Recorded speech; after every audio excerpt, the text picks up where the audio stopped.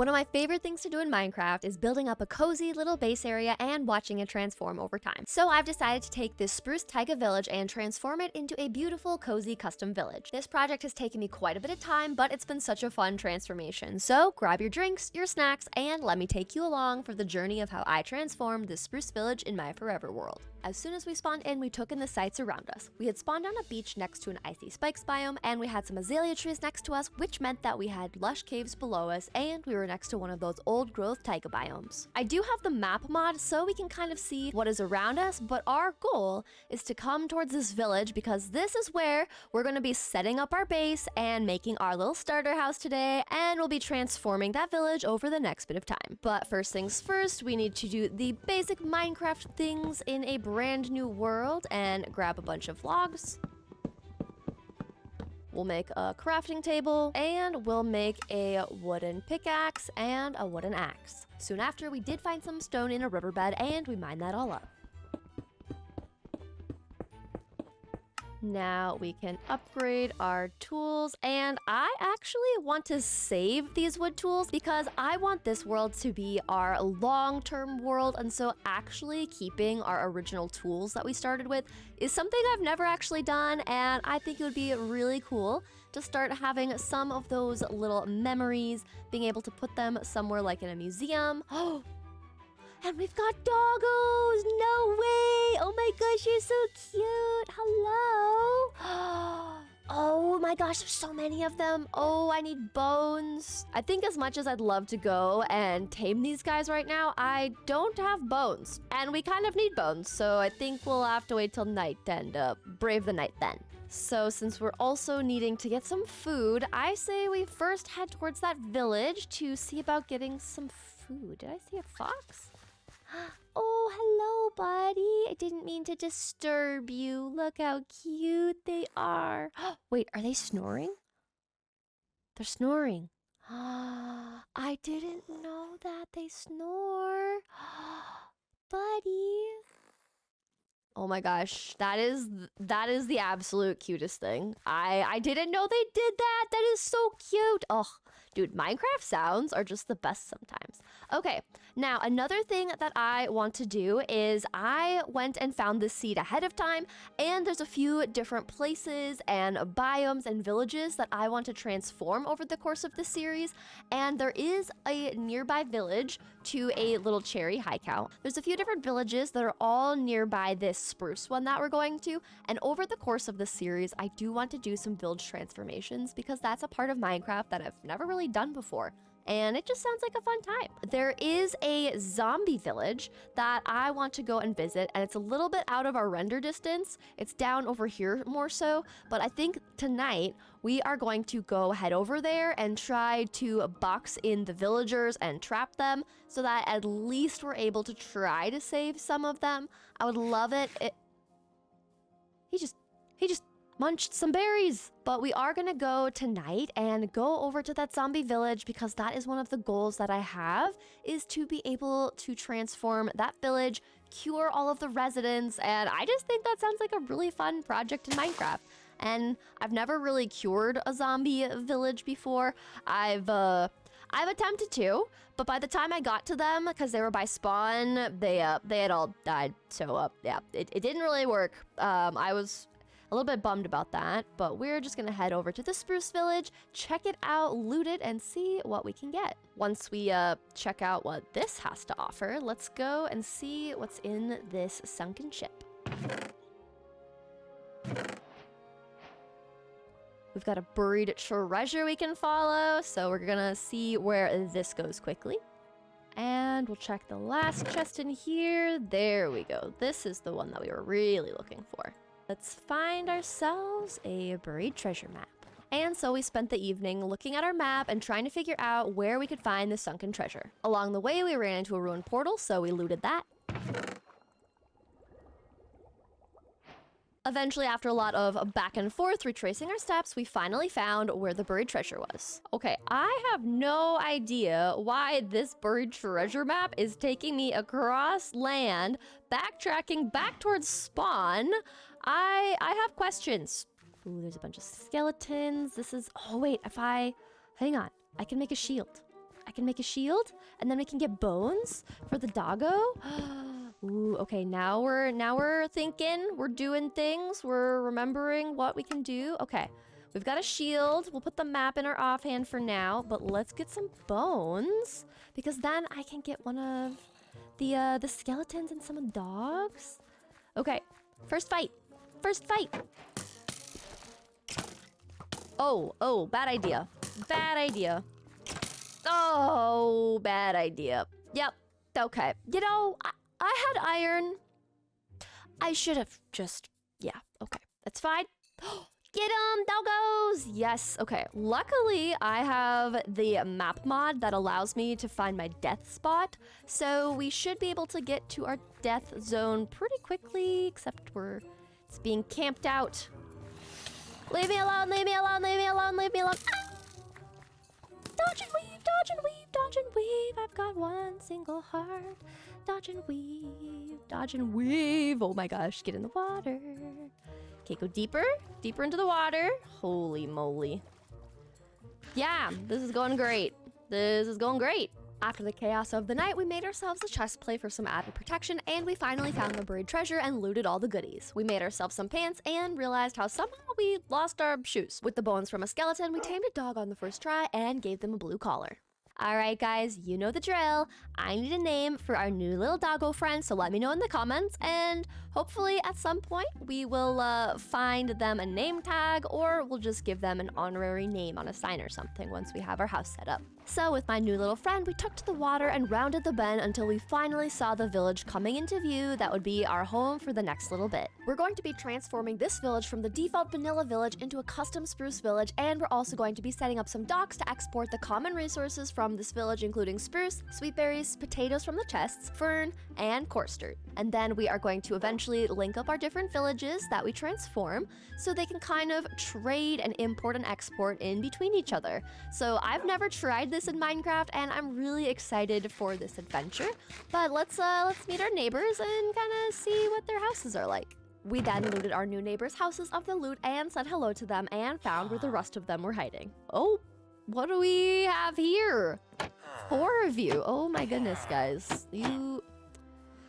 Sometimes with villagers, you just gotta wonder. The next morning, we saw some foxes hunting for salmon in the river and then prepared to collect some resources. Now with this minimap mod, I can create a waypoint, and we are going to call this our Spruce Village, and we're just going to be able to find these places as we go around, so I'll leave it as dark green. But now we have the Spruce Village, and we'll be able to find this place the further out we go, exploring our world and building everything up. We then set off to go find some resources and locate the zombie village I mentioned earlier so that we could save them and block them inside their houses so they wouldn't burn in the sun. Alright, I see it on the map, and it looks like we just need to cross over to the right on the other side of this hill, and we are going to collect some dirt up along the way so that we're going to be able to put all of them into their houses, hopefully. I'm really hoping I'm not going to have to stick them all into, boats or something. Go away, creeper. Oh, another creeper. Leave me alone. Oh, I have 2 of them following me. Oh, and there's the village. Oh my gosh, we're here. Oh, I'm so excited. I haven't ever done anything with one of these, like, zombie villages, so this is going to be super fun. But let me just grab a bunch of dirt so we can use that to board them up. Once we made it into the village, we checked all of the buildings for zombie villagers and grabbed any loot we could find. We then were able to find 3 zombie villagers and make sure they were safe. Alright, now that it is the next day, we are going to go off on a little adventure to go and find some dark oak. Now, our build palette for our starter house is going to be a lot of the stone variants, the mossy stones, mossy bricks. We're going to be using some calcite and diorite, so at some point we need to come across a really high mountain that has calcite, or we have to go and find a geode. Now, I also am noticing that this seems like this is a grove, and with the bones that I have, we might be able to find one of those little very rare doggos. So let's just look through this area for a moment. Oh my gosh, wait, I literally just said we need to look for the dog for a moment, and I found them. Hi, buddy, come here. Oh my gosh. Yay, we've got you! Oh my gosh, okay. In real life, I have a 6-month-old white German Shepherd puppy named Arlo, and he is mixed, and he has a little bit of tan to his back, and I thought that this dog would be the perfect one for Arlo, so we officially have my little Arlo doggo in our world. Oh, this makes me so happy. Okay, let's just continue on our way looking for our resources so we can build our house. After traveling with our dog Arlo a bit further, we finally found the dark oak forest, and so we made our way over to start collecting up a bunch of the dark oak wood and saplings. Oh, I forgot about the bundles. Oh my gosh, we can make bundles. And I'm pretty sure we can dye them. Oh my gosh, this is so exciting. Okay, all our goodies. Can we pack food? We can pack all these resources. Oh my gosh, this is so convenient. This is wonderful. I love this so much. Let's quickly get ourselves some food and continue chopping down more of this dark oak wood.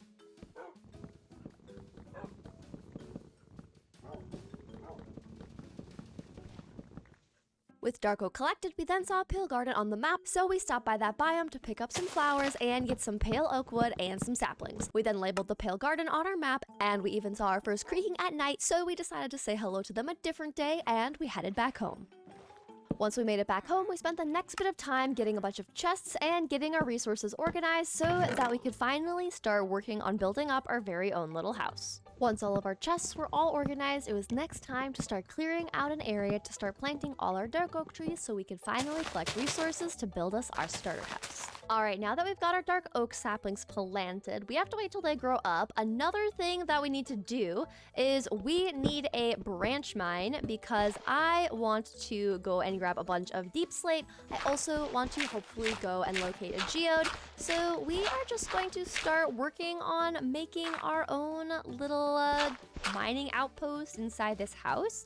Now, I do need to make sure that we bring some torches with us because I only have 2 right now. So now that you know the plan for making ourselves a little mining outpost, we are just going to spend some time making some charcoal so that we're able to go down into the mines and have it lit up. With torches in hand, we made our way down towards the deep slate layer to collect resources for our starter house. As we staircased down, we found a patch of diorite and collected a few stacks of that, and then collected up some gold, iron, and coal as well. As we continued digging down, I started hearing skeleton sounds, so we investigated the sounds to see if they were in a cave or if I had stumbled upon a spawner, and I was not disappointed. After killing the last skeleton, we looted the chests to see if they had anything, and then continued further, even coming across a diamond ore. Da, da, da, da, our very first diamond of our world. Ugh, that's so exciting. Yay. Okay, sounds amazing. Super happy about that, but let's keep going. I'm hoping that we're gonna break into a cave, or we can go strip mining and get some more deep slate as well as some diamonds, hopefully. And as we kept digging, we came across a few more diamonds. Once we reached -55, I started branch mining to collect deep slate while also hoping to collect a few more diamonds and other resources along the way. After mining some poke holes into the walls, we broke into a geode. Once inside, I admired the Vanilla Tweaks crystal resource pack I had added and got to collecting up a bunch of calcite for our starter house walls. After we collected the calcite we needed, we found some more diamonds and redstone, but left the diamonds there to come back with Fortune 3. Back on the surface, we ran into a zombie villager, which we were able to put in a boat in the shade to save their life. After that, we put away all of our resources and started clearing out some space to build our starter house. We then grabbed the last bits of mossy cobble we needed and started building. We used spruce pillars for the corners and mossy cobble and cobble for our walls, with a spruce floor and ceiling to our cellar level. As you go up the stairs to our first level, we used calcite and diorite for the walls and dark oak for our overhang and for our roof trim, while we used deep slate variants to fill in our roof. And then we just repeated our roof block palette till we had the whole thing completed. Alright, we have our starter house completed on the exterior. We still have to do all of the decorating on the interior, but this is where we're gonna have our crafting table. We're gonna have double wide chests along this wall and in here, and then we can add some barrels into the floor, and then we'll have little windows so we can look out over at the river. But I really like this. It's so pretty. I haven't made this style of house before. It is more of a fantasy medieval house, and I really like this. We've got a little overhang so we don't get wet as we come up into our house. And then we just walk in here. This is where our bedroom's gonna be. I opened this up because I want to put some bookshelves and chiseled bookshelves so we can just have individual books in here. And we've got a balcony that we're gonna just add some fencing to keep us nice and secure and safe in here. And then upstairs, we have a little bit more space for either we can open this up and place some more barrels and storage in here, some little shelves to just store some pots or some flowers and different things. But this is what our house looks like. Now, the next thing that I wanted to do to complete the exterior is go and find some moss and also get some azalea leaves. Now, looking on our map, there are a few azalea trees that are scattered around. So I think we're just gonna go to the closest azalea tree and then we're gonna try to just dig down into the rooted dirt and we'll find all of our moss-related resources. Once we found an azalea tree, we started tunneling our way down, collecting rooted dirt as we went until we finally found some moss. We grabbed some iron in the caves and some vines, and then we saw some diamonds in the wall. From there, we found some more diamonds, collected more moss, found even more diamonds, used a creeper explosion to get rid of a bunch of zombies. We then crafted up a bucket so we could pick up a yellow axolotl as one of our new pets. We found a skeleton guarding some of those rare stone diamonds, and almost got taken out by a creeper and a spider. With all of our resources collected, we started tunneling back up towards the surface and heading back home. We put away our resources and then started adding leaves to our roof and some decorative flower boxes outside of our windows. From there, it was a lot of adding new little details. We added a spore blossom, we added some glowberries, some spruce trap doors outside our planter boxes, some glass to our windows, some fencing to our walkway, and some lanterns to light things up. We then added in all of our chests to our cellar. Then we started moving over all of our resources into our new storage cellar. All right, our house is officially done, and this is so cozy. I am super proud of how this house turned out. I haven't done a build where I have like a little awning like this or use deep slate as the roof block. I did texture it in with some mossy cobble brick, and some moss so we can add some flowers on top of the moss. But this is so cute for our fantasy medieval kind of cottagecore spruce starter house. This is our section for all of our crafting. Our crafting table and stone cutter are in here, and then we've just got lots of chests. More of my valuables are going to be on this side of things. This is my first wooden axe and pickaxe of the world. Then over on the other side, we've got all of our woods, stones, and our greenery, foliage, and dirt, and a bunch of empty chests that I still have to fill up. But that is our little storage cellar, and I think this is super cute. The upstairs, when we come up our little walkway here, is the inside of our house, and this is where we have our bed, barrels. I still need some more leather to finish some bookshelves so we can get this all finished up. But then up these ladders is where we have just another little window to look out. If I go into freecam, you can kind of just see that this is just like a little dormer kind of like jut out, and I think it's really cozy. This upstairs is mostly gonna be for additional storage, which we can just take out these walls and then add some barrels in here, but that is kind of the vibe that we have going on. But it's just a small little room, and our spore blossom lives up here, so we get all of the particles that you know I love so much. And we also have a little balcony out here. But that is the full house, and I'm a huge fan. This is just so cute, so fun. I've never had this little kind of walkway step-up area, but I think it's really cute. I also decided to add in a little campfire area here. Since this is a Spruce Village, I thought that this would be kind of fun to have outside our house in case we want to, you know, have some of these villagers over and tell some ghost stories around a campfire or something. Now, there is one thing that I want to do, and that is making kind of a project board. So I want to grab a bunch of spruce. We'll also grab some pale oak and some dark oak. And I want to create a mood board kind of project board. So we'll go up 1, 2, 3, 4, and 5. And then we'll have 1, 2, 3, 4, 5 be in the middle here.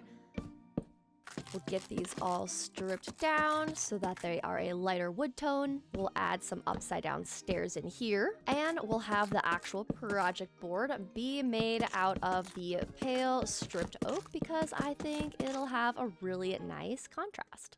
Next, I thought we could add a little roof on top of this, and I think this would be super cute. Then we'll grab some signs and a few bits of greenery. Then we can place all of our signs. Our project board is completed. We are going to have a coarse dirt and ferns export since we are by some old growth taigas that have the coarse dirt and of course ferns. We're gonna do an enchanting table setup. We're gonna have a spruce tree farm for exports, so doing a redstone project. We're gonna have a fox sanctuary, a sweet berry export, a potato export. We're gonna upgrade the villager houses, upgrade the villager work buildings. We're gonna do a fishing dock and export docks. We'll do a wolf sanctuary. We'll turn the skeleton spawner that we found into an XP farm and export those resources. And lastly, the axolotl pond and fishing pond for the little axolotl that we found in the caves. Today, I want to work towards building an enchanting cottage to strengthen our gear and get some animals set up in pens, as well as working on converting that skelly spawner we found into a source for XP. So I think we start off today with a little adventure, finding some sheep and some cows, and we'll look for some chickens as well. I also came across a wandering trader, so we have some leads in case some of the animals get a little bit difficult, but let's go looking for some animals. Also, I forgot to mention, I forgot that we had the shepherd's workstation here, so we do have 2 sheep and 2 pigs, so we only need to go find cows and chickens. So let's go adventuring. And after what seemed like an eternity, we finally found our cows and started bringing them home. Okay, I just realized I have a fox chasing my chickens. He was trying to chase my chickens, so we can't have that. So I think I want to put the chickens inside my house for now, and we'll temporarily just put our cows on a fence. Okay. Quickly put these here. Come on, chickens. Come here. Come here. No, no, no! Excuse you, fox. Those are my chickens, Goofy. All right, the cows are in their pen, and we can start getting them all bred up. This is gonna take a while, but you know, we'll get there. We'll also collect more sugarcane to get paper for our books. Oh my goodness, this fox wants to eat these chickens so badly, but we're just gonna keep them in here for their own protection. Now, as far as making an enchanting table, we should have enough to be able to make the enchanting table, but we still have a long ways to go as far as bookshelves go, so we're just gonna start stacking up a bunch of paper and then slowly over time get some more leather for books. All right, I've collected up a bunch of resources to help us get started on making our little enchanting cottage, and I'm thinking that where we put it is going to be a little bit closer to where the skeleton XP farm is underground. I'm thinking that we place our little enchanting cottage right here, because if I go a little bit further, these 2 pieces of cobblestone mark directly where our skeleton XP farm is. So we're going to be kind of terraforming this hillside and then building the enchanting cottage on top. But I'm just gonna set up my little resources down below here. All right, with our stone cutter now next to our crafting table, and we have a bunch of resources all ready to build. Let's get terraforming and building up our enchanting cottage.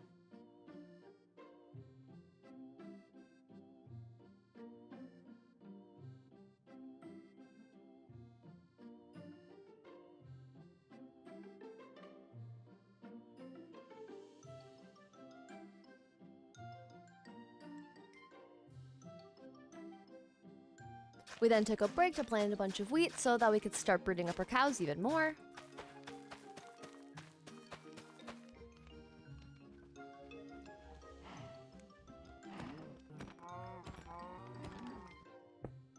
Then it was finally time to start decorating our exterior and interior.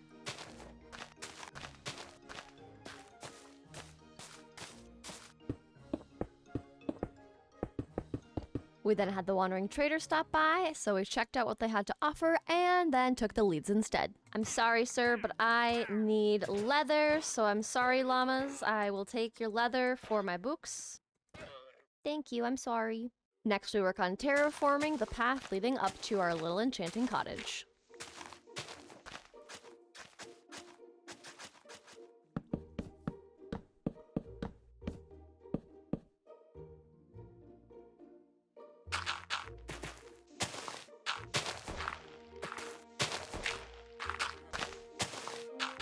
Now, while we're waiting to get more leather so we can finish our bookshelves, the next thing that I want to do is actually connect up this little enchanting cottage to our skeleton XP farm. Now, what I'm thinking we'll do is we are going to dig a little rail system over here, and then this is just going to be where we are going to have a little rail cart bringing us all the way down to where the skeleton XP farm is. So we're just going to start digging a little tunnel, and then we will connect it up to where we have the skeleton XP farm. So what we are going to do, now that you know where we're going to connect it, is actually go over to the skeleton XP farm and dig out the room, set up the whole chamber, and then we will be ready to connect it up via all of our rails and minecart. Now, the one issue that I have right now is the way that I want to make our skeleton XP farm makes it so that I need one tiny piece of soul sand, which means yeah, we have to go into the nether. Now, we do have a little bit of obsidian, and we also have some gold boots with Featherfall 1, so we will put these on to keep us safe from piglins. We're just gonna collect up a little bit more obsidian and do the painstakingly slow part of collecting it up. All right, we've got our obsidian. Now we just gotta go home and build us a portal. Okay, let's see what we get for a spawn. Hopefully it's not too crazy. And where do we end up? Okay, I'm gonna turn my night vision on. Okay, we're in the nether. It looks like we're just in the nether wastes. That's not too bad. I'm just going to create a little box to keep us safe from anything that might want to attack us, like some ghasts. Now all we need to do is find ourselves some bits of soul sand, and we should be good. After looking around for a bit, we picked a direction to head off in, hoping it wouldn't take us too long to find our soul sand. All right, I see some soul sand and blue fire in the distance, so we came from this way, so we just need to slowly make our way down this little crimson biome and hopefully not die. I don't see any hoglins so far, so that's good. Okay, just grab the soul sand and go. Oh gosh, you're right here, you're right here, you're right here. Hey-ya. Can I do it? Ooh, I got this. I'm fine. I got this. I'm fine. Don't worry. I'm fine. Don't worry. We've got this. We got this. It's okay.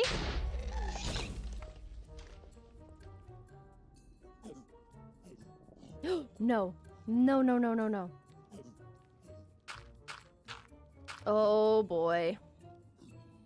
And I still have that guy. This isn't good. Since we couldn't stand around all day, we jumped over the top of the zombie piglins and started running towards the soul sand we had seen. We're gonna run, we're gonna run, we're gonna run, get the soul sand and leave. Okay, now we run again. We run it back. Ooh, there they all are. Okay, yep, there they all are. Run! Run! Ow. Ooh, half my health. Not good, not good. It's fine. We're fine. We just run quick. Run very quickly. With the soul sand in hand, we ran back the way we came. After that close call, we spent a little bit of time trading gold with the piglin to see if we could get any fire res potions. We were able to get some leather, some quartz, more soul sand, and we finally got the fire res potions we were looking for. Alrighty, we are going back to the portal. I'm not sure if these zombie piglins are gonna be mad at me, so we're just gonna get closer and find out. This one doesn't seem to be mad at me. And these two don't seem to be mad at me either, so I'll take that as a good sign. And we are leaving the nether and taking our goodies with us. Whew, okay, made it back into the overworld. We got soul speed 1 boots, we got a fire res potion, some obsidian, crying obsidian, quartz, even some leather, but we got the soul sand that we needed to build our skeleton XP farm, so let's grab our supplies and make us a skeleton XP farm. And I'm sure many of you have seen this style XP farm before, so I'm not going to go into too much detail on the process, but if you're looking for a design, I linked this one that I followed in the description below. And we're putting my shield on just in case. Ooh, that's a lot of skeletons. Yes. Oh, they drop. I am very happy with this, I must say. Now, I know this room isn't cottagecore or cute or decorated at all, but all I really wanted was these little guys dropping down so that I can get some XP from them. Then we spent some time tunneling down from our enchanting cottage all the way to the skeleton XP room to make it easier to get to and from the build. And I must say, even though this time lapse makes this whole process seem super quick, this took me so long using stone and unenchanted iron tools. I am so excited to get this enchanting table set up so I can have some better tools. So I just came up from the mine and from connecting the paths, and I think the zombies killed all of our villagers. I can't find a single one.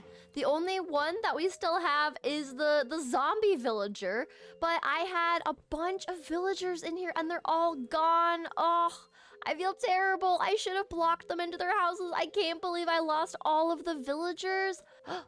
Wait. Oh, wait, hang on. Okay, they're zombie villagers. That's fine. They can be zombified. Hi, guys. Oh, you're still alive. Oh, there's one. Okay, they're not all goners, which is good. But I do need to figure out a way to keep these guys out of the sun.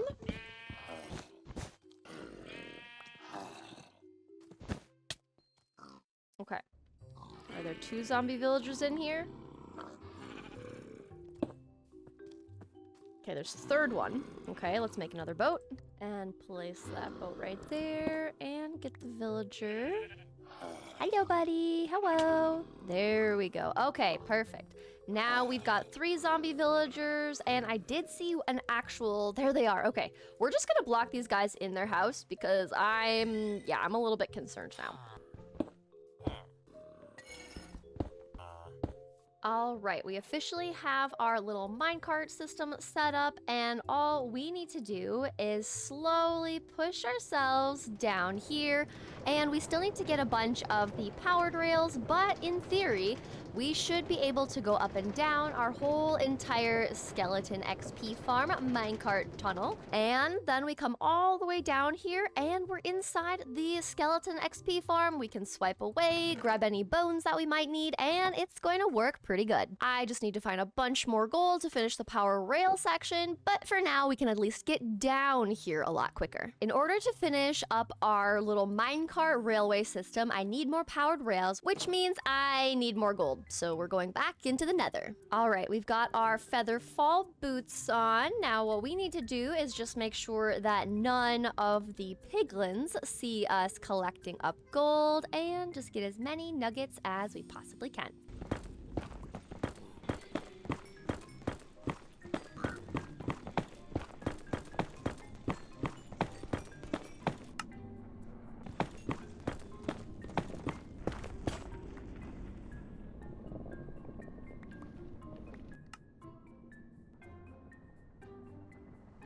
With the gold from the nether, we were able to finish adding the powered rails to complete our railway, but we noticed a flaw in our design. So we got to work removing the rails and widening the tracks so that we could actually make the corners and not phase into them as we made our way up. With the rail system done, I next want to get a librarian trading us Fortune 3 since it will take us a bit to get our enchanting table set up. After what seemed like forever, we finally got the villager to give us Fortune 3. And just like that, we should have enough to be able to buy a Fortune 3 book, and we can finally put it on our pickaxe and go mine some diamonds, except the only problem we have is we need a lot more iron, so this is kind of ironic. With our need for iron now apparent, I decided to go off adventuring in hopes of coming across caves or villages to collect some iron from. Along the way, we made sure to stop and get some cows so that we could get enough leather to finish the bookshelves for the enchanting setup. And then we came across our first plains village, so decided to loot that. Wait, okay, this is a stable, and I've never seen one look this way with like a water trough and the hay bales for the horses and the cows. This is actually really cute. This is like the first time I've seen something like this. I actually really like this. They've got food, they've got water, they're well taken care of. That's actually pretty cool. We then got distracted trying to tame the jellycat, which after chasing them around, asking them to love us, they finally did. We then went after the golem to help us get more iron, then planted a poppy to honor their sacrifice. From there, we collected more leather, looted more villages, and took a snooze with our cat, who gave us a rabbit hide in the morning. That day, we did the same thing over again, collecting leather, collecting iron, more leather, more iron, until in the third village, we were just looting and noticed something through the doorway of a villager's house. Okay, I just came upon a library with all these guys. I can take your books and then we can go home and make our enchanting table. I do feel a little bit bad because me finding the rest of these bookshelves pretty much means that we have hopefully enough to finish our enchanting table. So all of the cows that I was, going on a little murder spree for didn't need to die, but we will still make sure that we decorate the area with the bookshelves. Their deaths will not be in vain. They are keeping me alive in this world. We will take very good care of their resources. And I am stealing these guys' jobs. Sorry, guys. After collecting the bookshelves and other goodies, we started the long journey home. All right, we are finally home and we can finish all of our bookshelves. We've got a bunch of goodies. We got some blast furnaces, extra armor, brewing stands, smithing table, lecterns, lots of books. We are in pretty good shape. Even though it did take us a bit, I am really glad we were still able to go and loot a bunch of villages. All right, I've made a new pickaxe and now we can add the bookshelves and see what our very first enchant gets us. And there we go, a level 30 enchanting table, and our first enchant is... Oh, no way, Silk Touch Efficiency 4, Unbreaking 3. Oh, that is so good. Oh my goodness. Okay, now I'm kind of curious if that's what we get on our first. Let's go make a new axe and see what we get next. Now we can see what we get on an axe. Efficiency 4, Unbreaking 3, incredible. And let's see about a sword, Unbreaking 3, and Knockback 2, and Sharpness 3. I will gladly take that. These are pretty awesome first enchants. I'll take them. And while we're at it, let's just see about what we can get on our armor. We'll do Proc 3 on the pants, Unbreaking 3, and Thorns 2 on our chest plate. On our helmet, we'll do Protection 3, and the boots, Featherfall 4. Okay, yep, back down we go into the Skelly XP farm, and we can try our new sword out.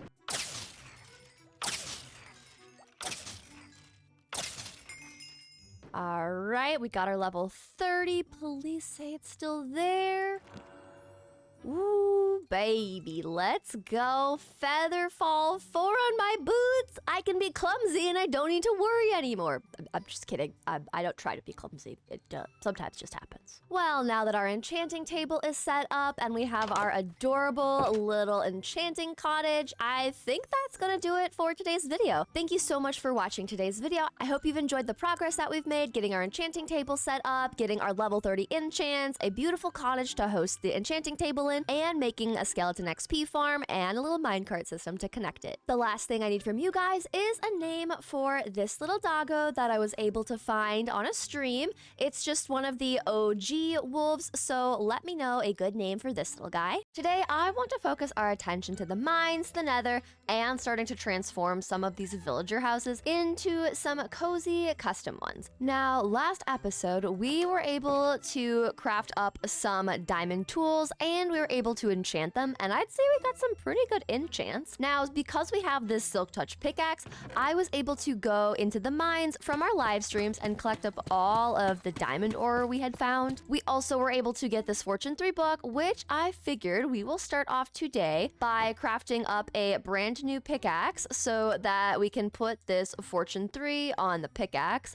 So let's quickly add Fortune 3 onto the pickaxe, and we'll pillar up our diamonds that we collected on stream, which if you're not able to watch my live streams when they're live, I actually post all of my VODs to my second channel, Da Little Blue, if you want to go check those out. All right, we've got our giant stack of diamonds. Now I'm gonna guess we will get 89 diamonds. So you comment below what you think we'll get for diamonds. And here we go. Using our Fortune 3 pickaxe, we'll see how many diamonds we get.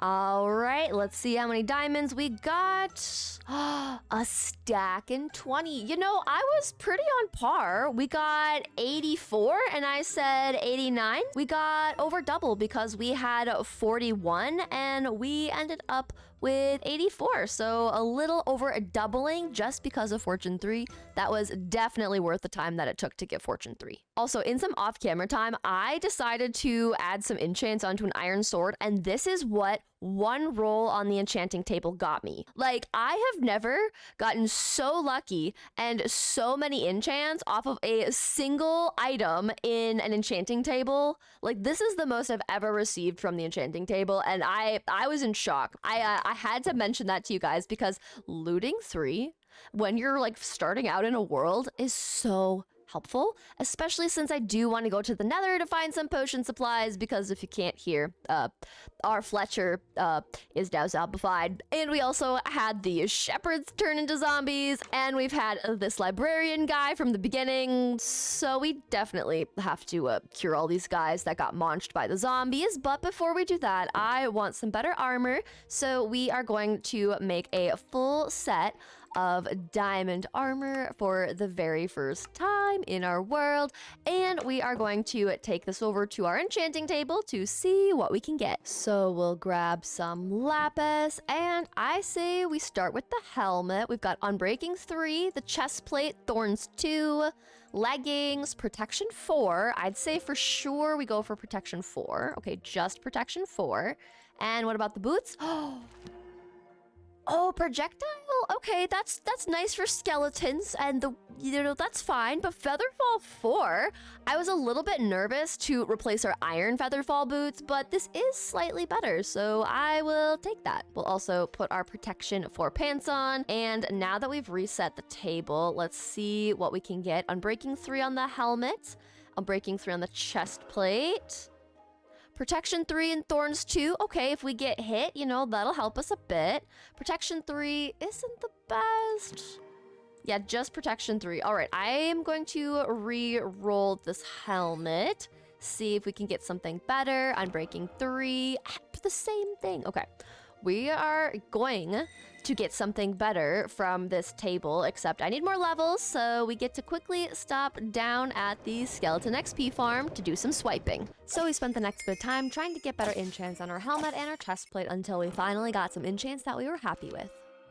All right, protection 4, blast 4, proc 4, and projectile 4 and featherfall 4. I feel like that's pretty good, right? We've got a good mix of mostly protection 4, but also some projectile and some blast in case of, well, creepers and skeletons. And as much as I want to keep procrastinating, not going to the nether, I really want to be able to cure these zombie villagers, because I think what I want to do is I do want to move some of these guys, but they are just in the way, and I don't want to have to worry about only moving the villagers at night out of these houses just so that I can build some of these houses.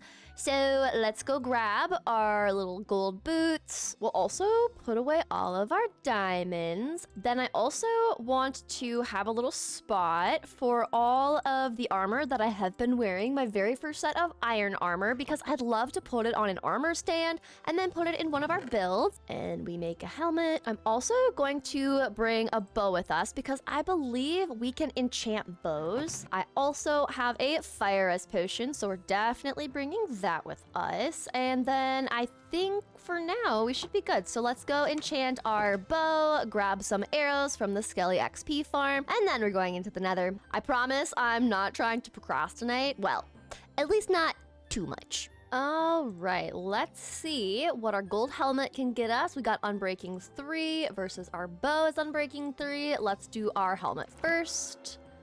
Protection 4. Oh, that's actually so good. Okay, and I love how with my minimal armor, the little gold helmets make like a gold crown with some like rubies on it. It looks so fashionable. And let's see, punch 2 for the bow and power 4. I'll take that. That is not too shabby. I found a bow from a skeleton, and it looks like we could get No way. Flame and unbreaking and punch. Oh my gosh, this is gonna be so OP. Okay, I think once I use an anvil to combine these bows, we can go into the nether. I really think it's funny how every time I am like talking about going into the nether, I just end up doing a bunch of little side quests and projects because I'm just procrastinating.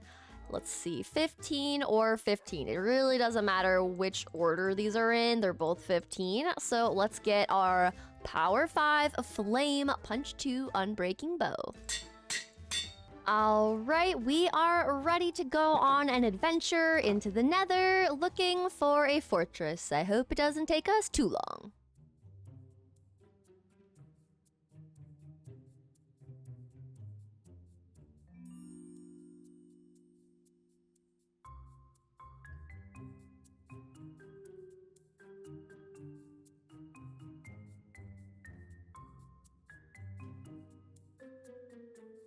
All right, we've made it to our first nether fortress, and I'm a little bit nervous. I'm trying to see. There's a blaze spawner right there. I think in these bottom rooms is where we'll be able to find some nether wart. Trying to see if there's anything that could be in here. I feel like this could actually be a really good way to get in. So let's go around this way. Ooh, yes, I was right. Okay, if I can just go straight down here. Hopefully they won't see me. Okay. I'm in. And I'm terrified. Okay. And as I entered the fortress, I had every right to be terrified, as a wither skeleton had seen me from above and came down and hit me with the wither effect, so I ran away like the professional Minecrafter that I am. Once I finally killed them and it was safe to continue exploring, I went back to collect up all of the nether wart and soul sand before we continued blocking off the hallways to make them safer as we explored. Let's create a barrier here. Okay, downstairs. Let's just keep looking around. Ooh, our first chest. Will we get a trim? I would love if we could find a trim. 2 saddles. That's not exactly what I was hoping for. Okay, a magma cream. Ooh. Okay, it's fine. It's fine. I'm on fire. It's fine though, everything's fine. As we approached, we carefully checked the chest nearby and then we were able to sneak up and kill the blaze. Yay, we got 2 blaze rods from that. Let's go. Okay, I've already gotten that. Okay, 2 blaze rods. I don't think I need a whole lot, so honestly, we could be done, but I am curious to explore a little bit more. We've got another chest. More diamonds. I've gotten 6 from here. Are you kidding me? That's pretty sweet. Okay. And after a bit more wandering around the halls, getting more loot, and dealing with some fire squishies, we finally made our way back home. Back in the overworld, we replaced one of our planter boxes to make room for another warp planter box so we could make our first potion to cure the villagers. We'll just add that in there, and then if we grab some gunpowder, we should be able to make it a splash potion. So once the fermented spider eye goes all the way through, we'll add in our gunpowder. And we'll turn it into a splash potion. Now, I just realized that I have the apples required, but I just used all of my gold to trade with the piglins in the nether, which means our fortune pick and us are going back into the nether real quick. And after we spent some time collecting the gold nugget netherrack, we fortuned it all up and came away with a pretty good haul. All right, we've got at least a stack because of what's in our hotbar, but it looks like, oh wow, we got so many. Now we'll make our 4 golden apples up, which is wonderful. All right, we're just gonna break into the wall here, and I think that should work, right? 1, owie, 2, all right. Perfect. Now we can just wait until these guys will convert into villagers, and then as far as which house we're going to transform first from the default houses, I think because this alleyway is really crammed right now, I do like the idea of taking one of these 3 houses on this right side and removing it. And I kind of think that if we remove this one on the end and probably move it somewhere over here into this open area, that would be perfect. Now, the other thing that I want to do today is we are going to have a focus on the mines. And by that, I mean I want to transform this house right here, which is what we've been using for our mining outpost staircase to get down to diamond level. On a live stream, I did start converting this into a little bit more of a pretty aesthetic build, and we've been adding a little rail system to get down to our mines. But I want to focus today on making this look better than this. So we are going to transform this house into something prettier and move it over there. We're going to transform this mining outpost build into something much bigger and prettier, and it will give us more of a storage space for all of our mining resources that we pull up from the mines. And I think we'll also tear down and transform this house that we have our Mr. Fortune 3 and Flame in. So now that you know what builds we are going to be transforming, we are going to clear our inventory and start tearing down these 3 houses and making a layout and outline for their new placements. Ooh, we got Zombie Doctor. Okay, before we start tearing down the houses, let's go pay a visit to our new villagers. All right, it looks like the 2 villagers that were in the boat both cured at the same time. I was kind of concerned that if the Zombie Doctor advancement only transformed one of them, that the actual zombie would just turn it back into a zombie villager. But it sounds like, yay, all 3 of them are back to normal. Oh, that's so good. All right, we've blocked off the doors so that hopefully we won't have any issues with zombies getting to them. We should have some lights in there as well, but we'll just also make sure there's plenty of torches, so these guys should stay alive now. All right, I was able to move our villager into a boat so that they won't run off while we're building and turn into, well, that guy. Now we can remove this house in peace without worrying about them dying in the wilderness.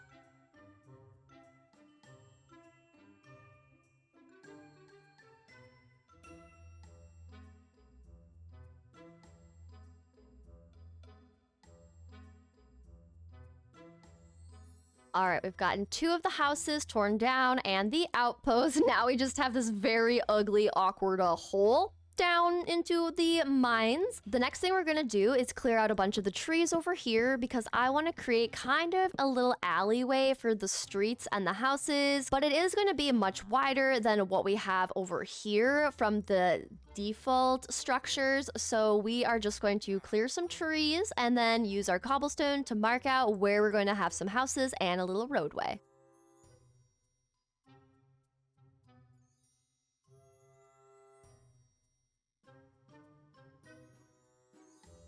All right, you could kind of tell from our little time lapse what the shapes are of these builds, but I think that these are going to be really fun additions. They're both very different shapes, and I think it'll be kind of cool just to have some different variety to the shapes. On our map, it also looks really cool to have these different shapes because the starter village houses are very just rectangular, so I think to make them more custom looking, if we add some different shapes to all of them, I think it's gonna look pretty good. Now, as far as the block palette, I am going to stick with a very similar color palette and block palette to what we have for our starter house here. So we're going to use lots of spruce. I've already grabbed some calcite and diorite from our storage area, but I did remember that we have our little board that we can check off a few things from. So we have our enchanting table all set up inside the enchanting cottage, so we'll take this off the list. But we also have our skeleton farm done,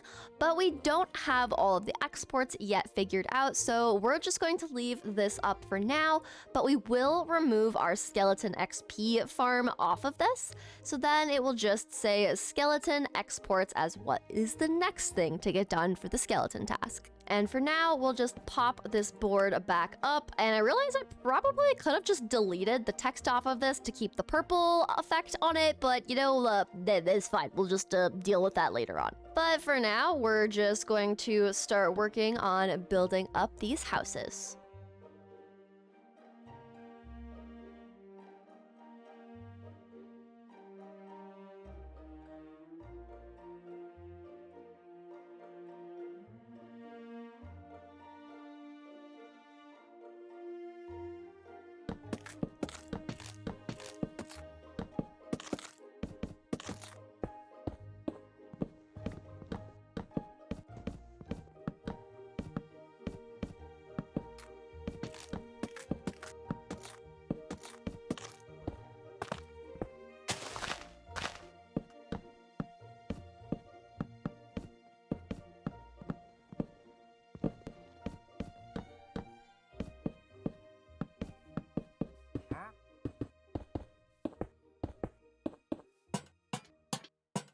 All right, we've completed the exterior of our 2 villager houses, and I even moved in our little Fortune 3 guy. But this is what our houses look like. We already have a wandering trader that stopped by, but this is our first house. This is where we're going to have our Fortune 3 guy living, and we do have 2 levels to this. But we've just got room for little side bits that we can decorate, a larger interior in the middle. Upstairs, we've just got extra storage. I don't even know what I want to put up here, but we've got lots of space to put things. Then if we go check out the other house, if I could get down the ladder, there we go. And here is the entrance to the other house. We used a lot of a diorite and calcite for these walls. And on the second level, we used the pale oak planks and stripped pale oak, and we used some white stained glass. But I really like how the roofs are very different, but at the same time, because both of these roofs have the deep slate trim and the spruce pillars and kind of a white block variant wall texture, they do still look the same, but from our map, the roofs are very different themselves, but I think this one is my favorite. This room specifically kind of reminds me of where an enchanting table could go, but we already have that taken care of, so you'll have to let me know in the comments what we should add into this room going forward. Part of me kind of wants to just make like a bottom level be like villager housing, since that's what we were replacing 2 houses with, but the upstairs, we could make this be kind of like our museum room maybe for all of our firsts, like the first pickaxe and first axe in the world, the day that we started this world, and like when we go and fight the dragon, the day we fought the dragon, things like that. So let me know what you think should be in this upper area, but we do still need to do a little bit more decorating of the interiors of these 2 builds. We're not going to get super specific. I'm kind of just thinking we'll add like crafting tables, we'll add in some counters with some slabs or stairs around the edges, and then we'll get our little Fortune 3 guy into place. I'm kind of thinking that maybe we'll create little like workstations for them to stay back here, and then we'll kind of like box them off behind like a counter, like they're selling books to us. That's kind of the thought that I had, but we'll just spend some time adding some more decoration to the interiors of these 2 builds.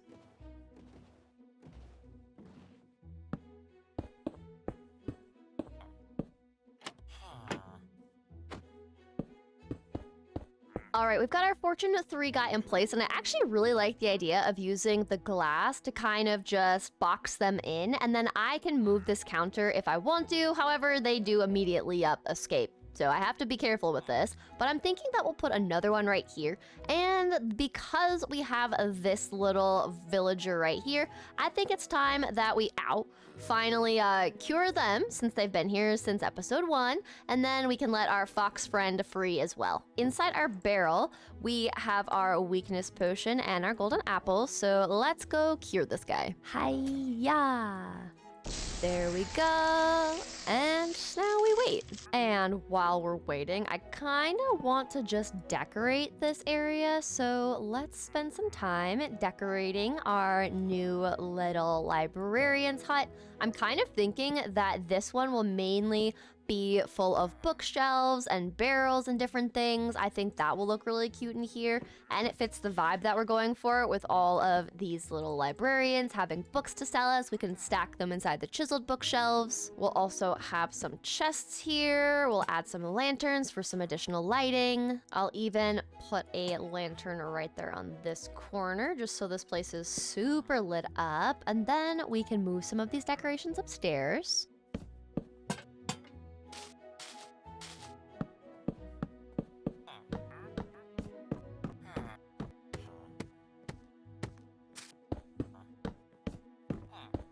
And our final decorative pot we'll add in here. And then I need like a dead bush or something, but maybe for now we'll grab an azalea tree. Oh, and look at our little villager is free. Okay, now we just have to do the work to get them inside the house with our Fortune 3 guy.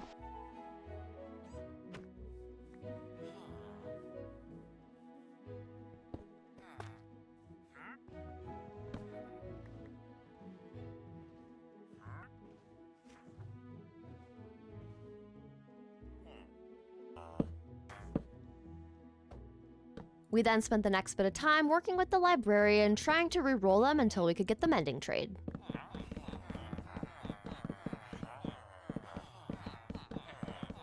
And there we go, mending for 1. And that honestly didn't take me too long. Now, if you'll excuse me, I need to find a way to get you books. All right, we've got 4 books, so we will trade with this guy. Mending for 1. Ha. And we can get bookshelves. Oh, this is gonna be so good because look. Now, because this is for our librarians, we can have a bunch of bookshelves in this area and in this house. Oh, I love it. Okay, so we've got our mending buddy and our fortune 3. I'd say that's pretty good.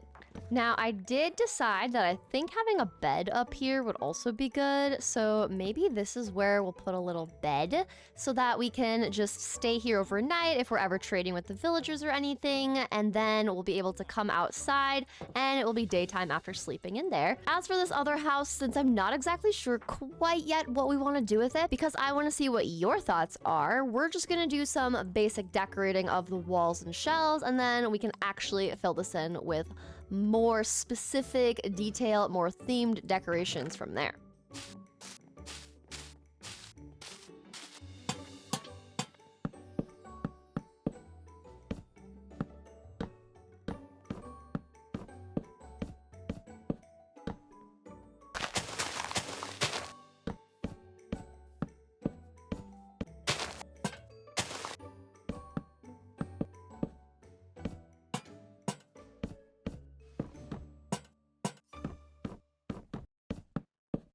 All right, and we've finished the interior for the more circular build. Now, I did just decorate this with a lot of just shelves and chests and some leaves and lanterns, but since this is technically to replace some of the villager houses, and we did make that other second house the Fletcher's house, kind of like a work spot, I'm thinking that this will be where our villagers sleep. So what we need to do is actually clear some spaces where we can put some beds. And I'm thinking on either side of these little spots right here, we'll add in some of our beds on both of the sides here. So we'll just turn these bits into some nightstands, and we will make this a full block on both sides. We'll remove this, so this can be a full block, and then we'll put 4 beds in here, and then we need to figure out a way to keep the villagers from escaping the door. And I think instead of using a pale oak door, we will use a pale oak fence gate, and that should work just fine. Come on. Come on, Lucky, I got stuff for you. Wahaha. Okay, villager number 1 is on the move. And just like that, we got our first villager in the house. Yay! Okay, now we go back for the next one. And we will set up some boats to trap these guys. And let's see if I just remove them both from the boat, if they'll each individually track towards one of those things. Let's see if this will work. That was about as smooth as a time as we could make it. Also, I was just having the sheep stare at me. That actually worked incredibly well. I'm very proud of that. Number 2 is also in place. And we just gotta get our 3rd and final villager. There we go. The 3rd villager is in place. Oh, this feels so good. All right, now let's put our wall back and add back in our fence gate. Like so. There we go. Now we'll do F3B, and we can remove them from their boats. There we go. Now, I do want... Oh. Okay. I guess they live upstairs now. All right, we've got our beds, and it looks like another one went up. All right, we'll place down some beds here, and I'm gonna sleep as well, so nothing tries to get into here. We're just gonna yoop. Oh, the leaf. Yes. All right, guys, I gave you an extra bed so you can make another little villager, so do your thing, please. And that didn't take too long at all. Yay, we've got our first little baby. Hello, buddy. You wanna not stand on your child? Welcome to your Spruce Village, buddy. I'd say it is time to move on to the whole, the grounds. Now, I'm not exactly sure how I want to build our mining outpost, but for now, let's start with just putting away the resources from building our villager houses, and something will come to me.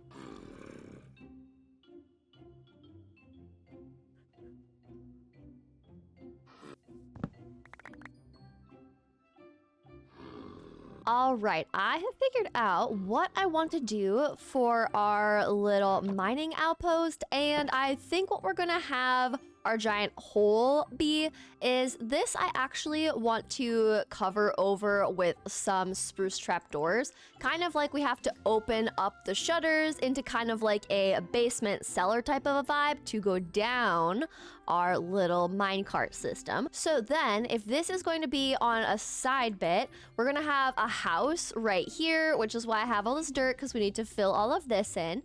But then this is gonna be like a little offhang, kind of like what we made here for my house. So then essentially on both sides of the house, we're gonna have little offhangs like this, little side bits. One of them is going to have the little trapdoors to open up into our mining outpost basement little staircase. And on the other side, I kind of want there to be like our smelting area. I think we're gonna go and find some lava and then have like a giant smelter blast furnace type of a vibe on our other overhang. And we need to fill in all of this so that we have enough space and terraformed land to build us the house that our mining outpost is going to sit in.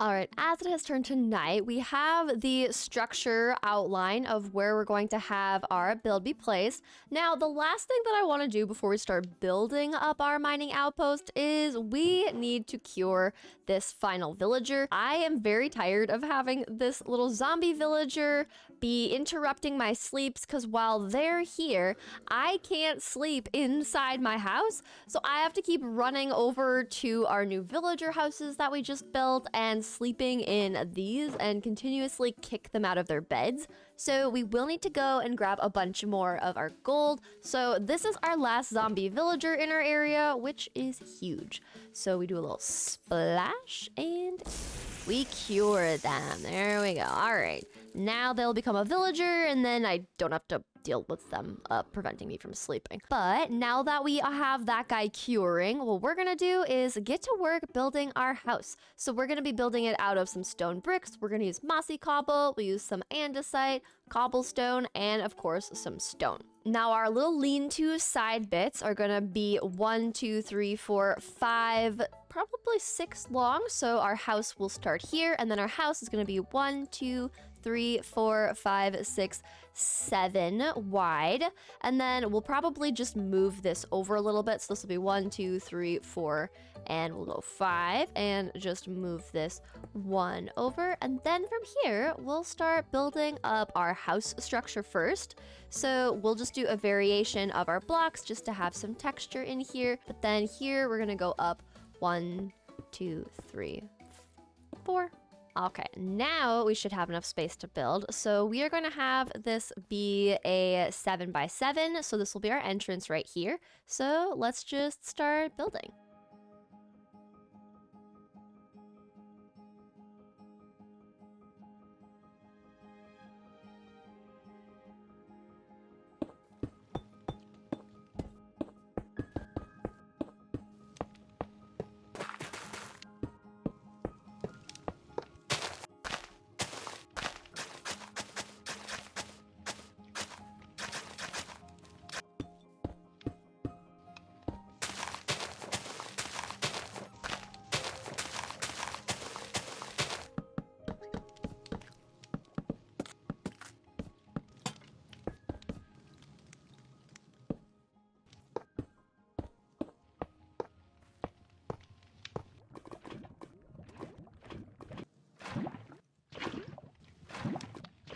All right, our mining outpost has been completed. We've got a nice little area where we've collected up a bunch of our different ores from down in the mines. We've got mine carts. We've got our smelting area with our lava pit, and then we've got our furnaces up here, and then we have on the interior just a few more mine carts, furnaces. We've got our little smithing table in here, crafting table, and then we can also add some more barrels and storage in here if we need to. But then on this side, we have another lean-to that has some more rails, signifying that you can go down here, and there are foxes.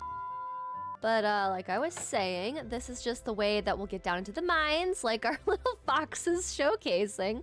And then we still need to work on the... Oh, there's another one hiding in... And another one! Why are there foxes in my mines? What is going on? But yeah, we've got our mining outpost completed, and I think this is really cute. We also used spruce to fill in our roof because this is the spruce taiga forest, and I did want to kind of give a nod to how the original villager houses look. So we did kind of replicate that on this roof and on our roof where we have our two librarians. But since we now have the mining outpost completed, we've got our house for our two little librarians completed, and we got our mending, and we have our little villagers hanging out in here in their newly customized house. The last thing that we need to do is give a name to our dog. I already mentioned before that this white dog is going to be named Arlo after my IRL doggo, but we do need to name this little one. That was the woods wolf with the blue collar as well. And I don't exactly have name tags right now, so I think what we'll do is we'll maybe just get a little sign,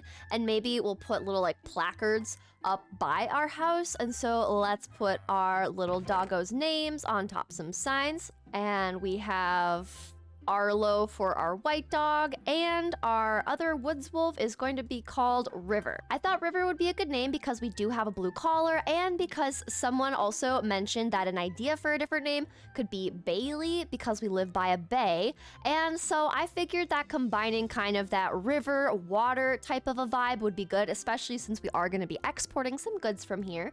So in kind of the same spirit of Bailey being by the bay, being by the river, we found them by the river, we've got River, and we've got Arlo. Now, in real life, Arlo has a green collar, but we have not found Cactus yet, so that will be a future red adventure, but for now, they'll just keep their little red collar. Today, I want to solve our food shortage issue and also finally move our animals somewhere a little bit nicer than where we've been keeping them. I think our cows finally deserve to not just be in this pen right by our nether portal. Our pigs and sheep deserve to have a little bit more space to roam about freely. And our chickens, well, that's kind of self-explanatory. So today we are going to be building a cozy little animal barn with some crop fields around it, and we're also going to have a little windmill silo so that we can store up all of the crops for our different animals to be able to feed them all. Now, as far as where I'm thinking we will build this up, I think that following this original villager pathway would actually be a great spot. Of course, we have to do quite a bit of terraforming, but if we follow this path up past this little villager house here, there is this little hillside that I think would be a great spot to place the barn on the hill. And then what we can do is have our animal barn up here and crop fields around it, lots of space for our animals to roam, and I think it's gonna look pretty good. So first things first, we gotta do some terraforming, so enjoy the montage.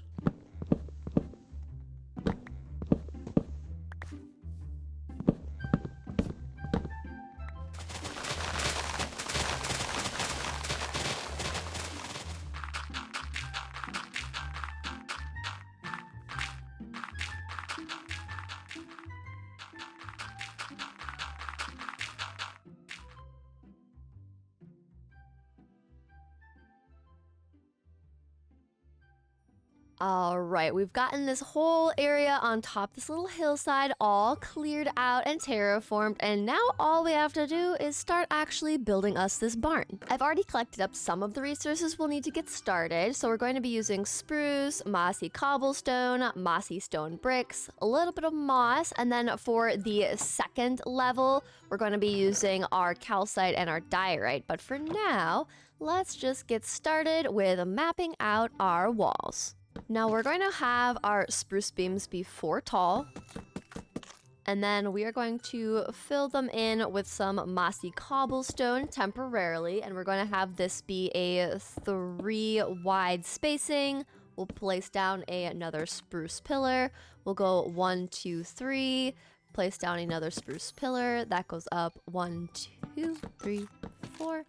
Bring this one up 2, 2, 3, 4. We'll have another 3 and another spruce pillar going up 1, 2, 3, 4. And then that's what the front looks like. And then for our walls, we're going to go down 9 long. So 1, 2, 3, 4, 5, 6, 7, 8, 9. And then another spruce beam going up 1, 2, 3, 4. And then we're just running our mossy cobble all the way down until we add another spruce pillar.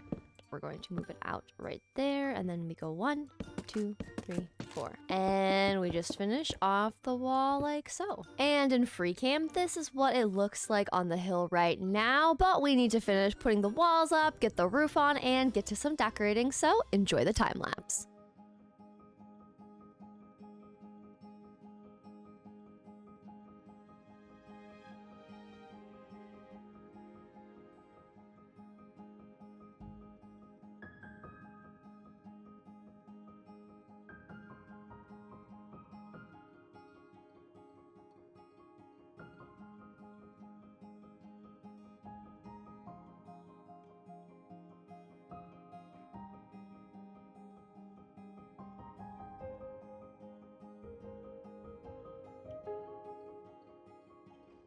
All right, we've got our barn completed. I really like how this looks. And if we look at the map, this still fits our area so well with the deep slate and the dark oak. And I'm really excited to just expand this. We're gonna add a windmill over here and then surround it with lots of wheat fields for all of our little cows. But since we now have the fences all put together for the cows, and we've got a nice little area for them to explore, I'm just gonna quickly grab some fence gates to place them down in here so the cows can come in here and all of our animals can be here and, you know, not escape. And then we shall bring our little friends into their new place and see what they think. Place these down right here, and then we'll keep those open to bring our cows over. And I think now we can take our wheat and move our cows into their new area.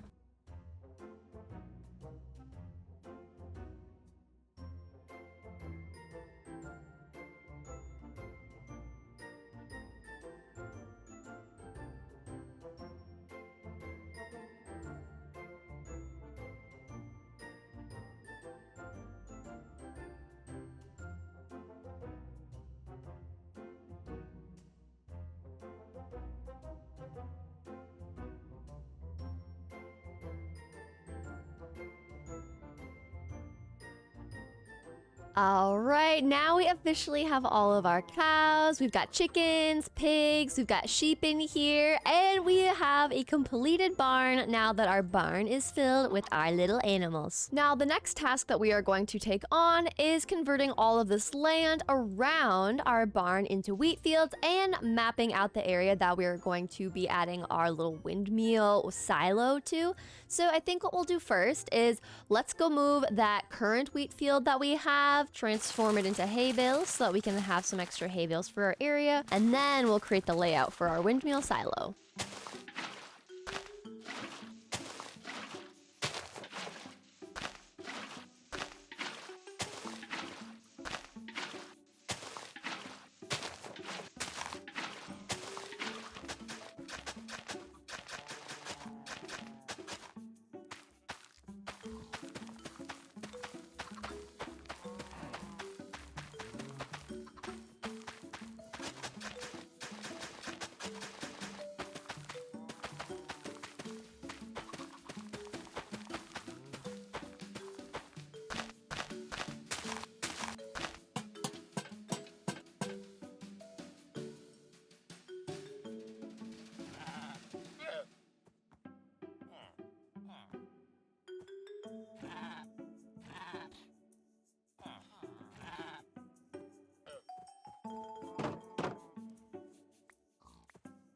Alright, I was able to grab enough cobbled deep slate in the mines that we now can get started creating up our windmill silo to host all of the grain and crops we're going to have for our animals. The color palette that we're going to be working with is going to be cobbled deep slate variants, so we're going to use the regular cobbled deep slate. I'll pop my stone cutter back out.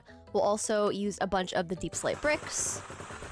And I want to use some of the polished deep slate. So these 3 blocks will be our walls, and then we are going to be using some of our stripped spruce for the side pillars on all of the wall sections. And once we're on the 2nd level and this is built up, we're also going to incorporate some unstripped spruce as well. For the windmill blades, we are going to be using a bunch of white wool. We're also going to use some fences and some trapdoors, so we will need to keep shearing our sheep in order to get enough pieces of wool to actually build this. But we don't need the windmill blades just yet, so let's get building up our windmill silo, shall we?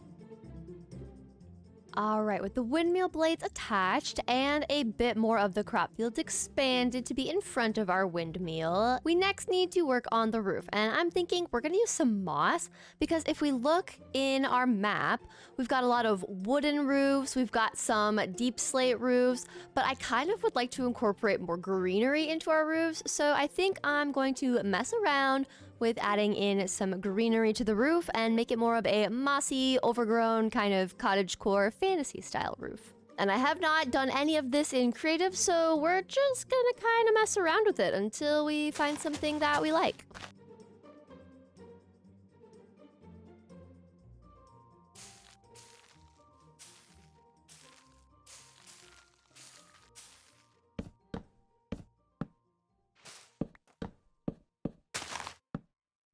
Alright, after a bit of decoration, this is what we have for our windmill and silo. I decided to add these iron trapdoors and grindstones to kind of represent that this windmill is water powered, grinding up all of the wheat into flour or into the hay bales, kind of just giving it some lore and life. And then if we just go up here, this is just where we kind of have the rest of the, I guess, like the gear shaft that kind of goes all the way up to the windmill itself to get the power to then spin all of this around and make everything work. But we've just got a lot of decoration, some greenery, a spore blossom. There's a little door here so we can get out onto the balcony here. But I think this looks so cute for our area. And just looking at what this was before I transformed this to now is just so cool. I still do want to do a little bit more decorating. So what we are going to do is hop our way down here. And as you can see, I already started smoothing out some of this terrain, but I do think it is time to get rid of this little house here. So we are just going to start taking this down, removing it, and then being able to expand our little walkway. I'm gonna add some spruce slabs to make it an easier transition to get up to our barn and our little windmill. But we'll first start with taking this down and then continue on with expanding and flattening and terraforming a path.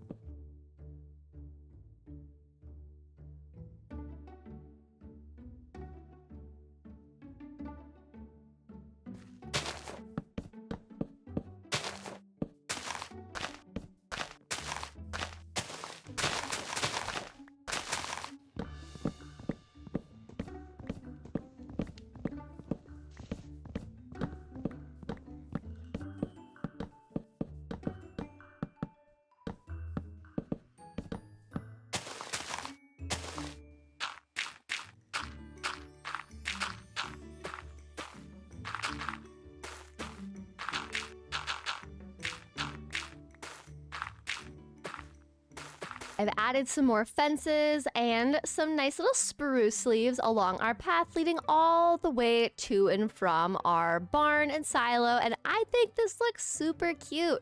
As we come up the hillside, you can start to see a little peek of the barn and you see the silo, and I think this is beautiful. I also expanded the wheat fields a little bit further down this way so that from further away, it looks like we have much larger expansive wheat fields in order to feed all of our little animals. But I think with this barn completed and all of our animal friends in it, and also having our little silo completed, there's only one last thing to do, and that's to name my dogs from your name suggestions in the comments. As for my little chest monster thing, I'll deal with that later, because name tagging doggos is much more exciting. Now, I have, in some off-camera time, been working to get some name tags, and I believe I have enough for all of the dogs we still have to name. Now, the first dog that we are going to name is this one, and we are naming them River because we already had made a little nameplate, but we just didn't have name tags at the time. So then we have Arlo, we've got River.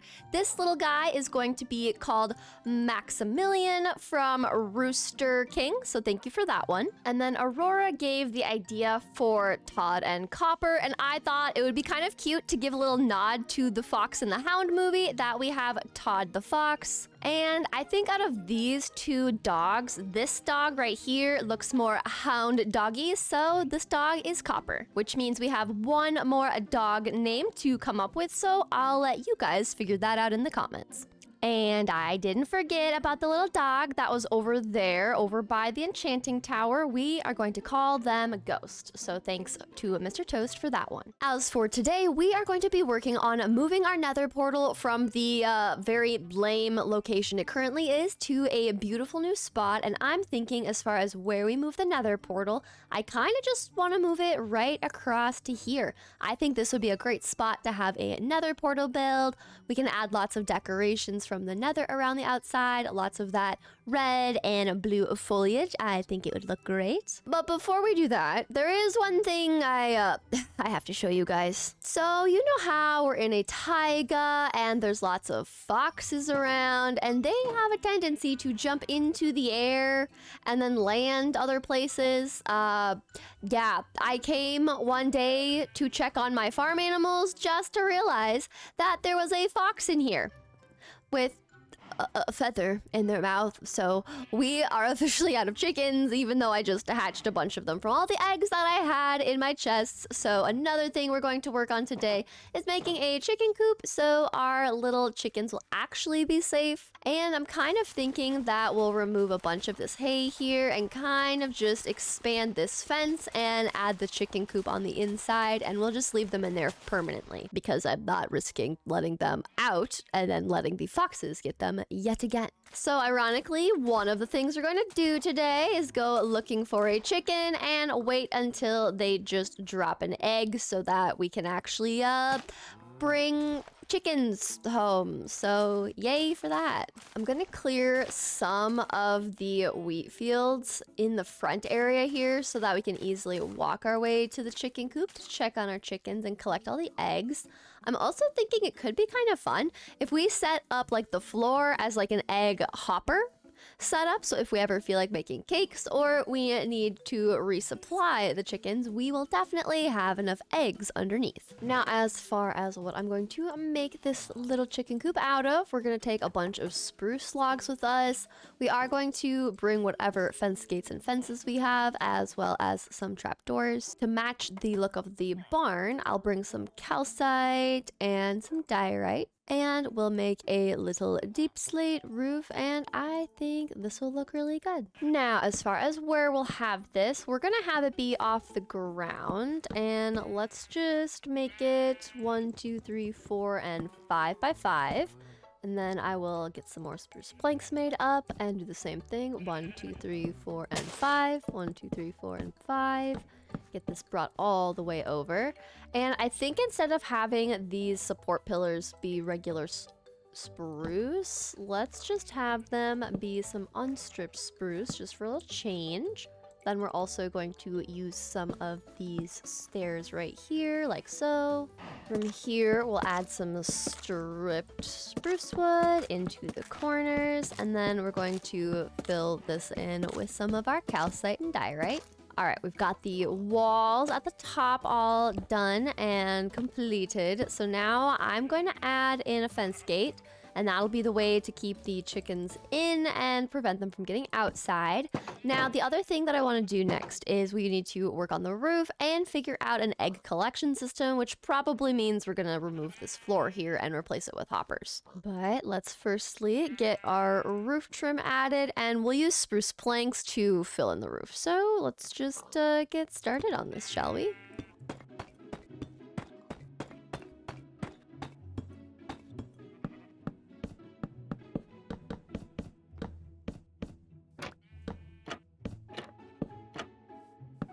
Now, another convenient thing is when we were raiding a trial chamber, we were able to find a bunch of hoppers. And because of that, I only need to make us one more in order to have enough to fill up the floor for the little chicken coop. So we'll just make our last one. I'm grabbing some of our wool, and then yes, I do have sunflowers because I'm kind of thinking it could be kind of nice for us to be able to dye this so we can have some yellow kind of like hay for the little chicken coop. I'm also aware it could just look like pee, but we're gonna go with cutesy cottagecore hay on the ground, okay?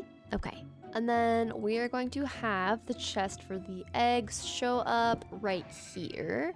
Let's do one here, one there, and then we just have them all kind of connect up like so. There we go. And then we'll just cover this over for now with all of the straw, and then we'll just go make one more hopper and we'll be done. Now we just place down the last hopper, the last carpet, and we'll add in some glass for some windows for these guys. And in freecam a little bit further away, this is what we got, and hopefully this will be fox-proof. Now we're just gonna clean up our crafting table and see about going into the nether to get some of the supplies we'll need to build the nether portal build, because I want to incorporate some crimson wood and some of the warped wood. I'm also placing down some dark oak saplings so we can get some of those growing while I mark out where the build is gonna go and collect some of the resources we already have to put into a chest nearby. As for our block palette, we are going to be using some calcite for the walls. We're going to be using some diorite, kind of just continuing the block palette that we have around our current area. We're also going to go and grab some spruce for some side beam pillars, and I'll bring 2 chests with me so that we can get that set up. And we have enough of the obsidian. Oh, it is night, so we are going to sleep. But we have enough obsidian from the portal itself that I don't need to go out and collect more, but we'll see if we're gonna wanna make this larger. Now this tree, we're going to, whoa. Hello. Oh, I didn't even need to Axiom. No, that works. But this tree is gonna get moved so that we can really have some more space to look at where we want this to go. But I feel like having the build be right in here is going to be good. So what we'll do is we'll grab our shovel, we'll remove this piece of grass, and then based on here, let's just scoop this out like so. Then we'll go 9 across. 1, 2, 3, 4, 5, 6, 7, 8, 9. And pillar up 4 on both sides of this corner here. And now I started with just using the calcite because it's an easy block, but I am going to want to texture this as well. And we're going 9 along. 1, 2, 3, 4, 5, 6, 7, 8, 9. And we're just now filling this in. 9 by 9 is the total square footage. Now we can go around and get all of our calcite in.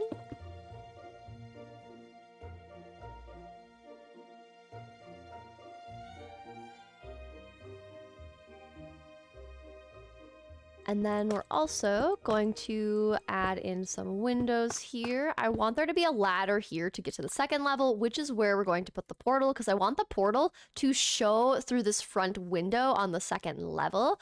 And then I want to have the crimson and warped wood be kind of like half of this upper build palette. Like if you notice how sometimes I will have a different build palette on the bottom level and underneath where the roof is, there's a different color. I want this one to be lighter colors and then half crimson, half warped. So that's kind of my idea, but let's just get some windows popped in here really quick and grab our glass. Next, we're going to grab a bunch of our bone meal from our skelly farm, and we're gonna grow up those dark oak trees, the ones that haven't yet grown, and then we are going to get chopping and start working on the roof trim.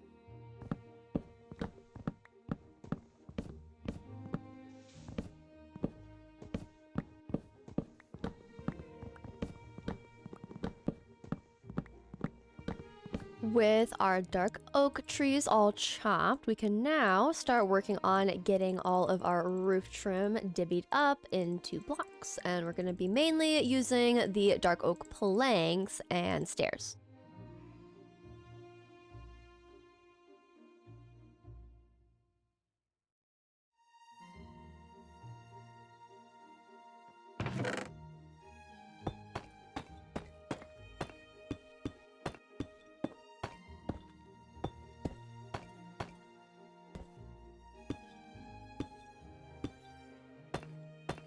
All right, with the roof on, it is time to go into the nether, and I am a little bit nervous as usual, but we've got our bow. We'll also grab a stack. We'll just grab like 3 stacks, and I don't yet have infinity on my bow, so we're just gonna grab some more arrows real quick. I'm so glad I have this little tunnel system. It is so much quicker to get down there. I love it so much, and it's kind of just like a fun little ride, you know? So let's grab 2 more stacks. Should be plenty. There we go. And we'll just fill that up.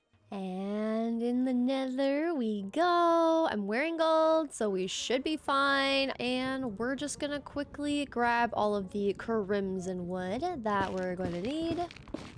And I want some shroom lights as well.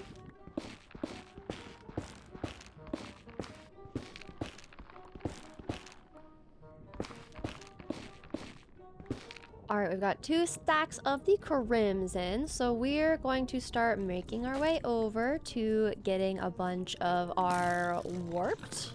Once I get these guys away from me, thinking they're all tough and can take me on. All right, we're on the warped side, so now we just start picking up all of the items for us to decorate the warped side with, and we'll pick up some of the little warped nylium as well. And I'm gonna use a bundle to pick up a bunch of these extras just so we have some more space here. I'm actually so happy with bundles. They are so convenient. Now we have more space to pick up all the cute things that are going to be decorations, and we have enough space to pick up our 2 stacks of our warped stem.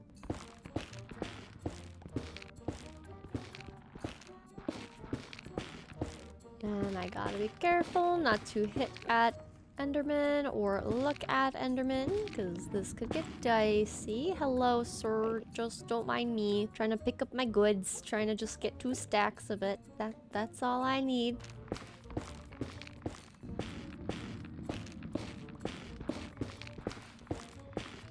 Alright, and we've got 2 stacks and 9 of the warped. We've got a bunch of the blue and red crimson decorations. So let's get on out of here and get back to the overworld. Okay, so we've got our build here that we're going to work on getting the 2nd tier up. And I'm going to, for now, just place these bundles in here since they just represent all the supplies.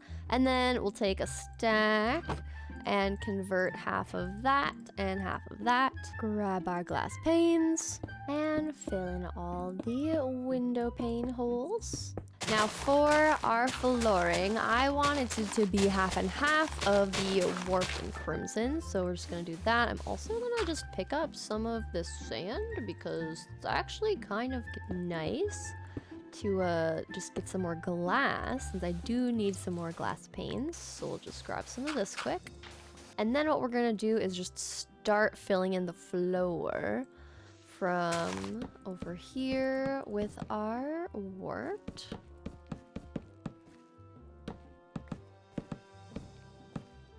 And then let's go like so. with the crimson. I want it to kind of be like blended together. I don't want it to be like a straight half and half. So we're gonna tweak this just slightly once we get this more in place. I also liked the idea of having some of our nether wart on the outside here, and then what we'll do is we'll take a bunch of the trapdoors of each and cover over those sides, and then we just cover these over. Then let's do crimson up this side. We'll do the warped on this side of things. Alright, and I don't want it to be perfectly matched. I want it to look a little bit messy as far as like how it's all connecting up, but I am gonna have windows be in here, so it might look a little bit different because of that. I'm also gonna see about grabbing some more of this nether wart to plant, because besides having nether wart on the outside, I also want to have it on the inside and have a cleric villager kind of be keeping track of everything here and managing this little nether little I don't know if I want to call this like a brewing potion house or just like our storage room for all of the nether stuff we have in this village. But either way, there's going to be lots of storage, there's going to be a cleric, lots of barrels, all those things. Now on this side, I think is where we'll probably just add in a little farm for the nether wart. And to contrast what we have for the warped floors, we will use the crimson trapdoors. And there we go. Perfect. Yes, the contrast looks so good. All right. Now on this side, we're going to have a little bit of a counter for all of the potion supplies, barrels, where the cleric's going to be on this side here. So let's quickly drop off some of the stuff, free up our inventory of some more space. And then what I want to do is convert some of these warped planks probably into just stairs to make like a counter, where behind the counter we can have our villager. So let's think about this. The villager is going to be in the middle. I don't want the counters to get like too big, but I think like this should be good. And then they'll just be right there. And then we'll box this in like so once we get them in place, have a minecart, etc. And then we can have barrels on the sides here. And then we could have a few like barrels and things for shelving around here. But let's quickly get a villager moved over. All right, you guys, who wants to be employed in a very nethery themed build? Step right up. Yep, step right up. This is for you, sirs. What if I just go swoop? There we go. You are the chosen one. Love it. And then let's just push them out the door. And we'll put their little brewing stand down inside here. And then let's get moving them over.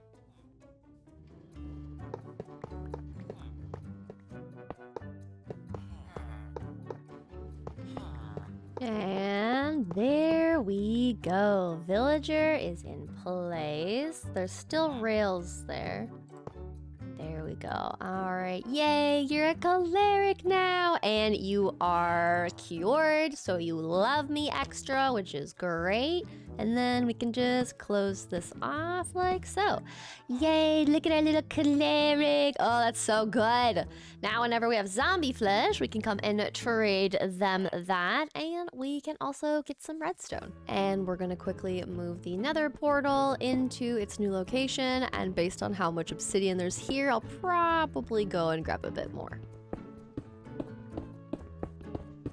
And we can finally clear this gross monstrosity, and we can get rid of the fences because no villagers are around to try to climb up into the portal and go into the nether.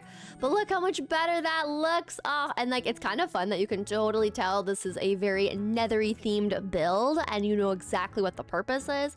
but it also really blends in well with the style that we have. And I really like how the roof height is taller because then it kind of makes the pond look like it's more tucked in. And I really like how that looks. And with the obsidian that I have, let me turn on my night vision mod so I can see better. But I think what I'll do is we'll do 3 here, and I think I'm gonna have like stairs that kind of like help us get up into the portal. But we'll go like so, and I want this to be tall enough so that it reaches... Ooh, maybe we go up a little bit taller even. Should we do that? We're gonna go up 1 block taller, which when I'm moving obsidian, changing my mind, it's a little bit more painstaking, but it's fine. And I kind of like the idea of having like a platform around this that we then walk up. And so then we can just have it go like this, that we like walk up into to get into the portal. But let's do the portal. Ba, ba, ba, ba. There we go. And I think what I'll also do is just move the stairs like so all the way around, just so that if I accidentally like run up the side, I'm actually just like able to just like come turn around, go back in the portal like so.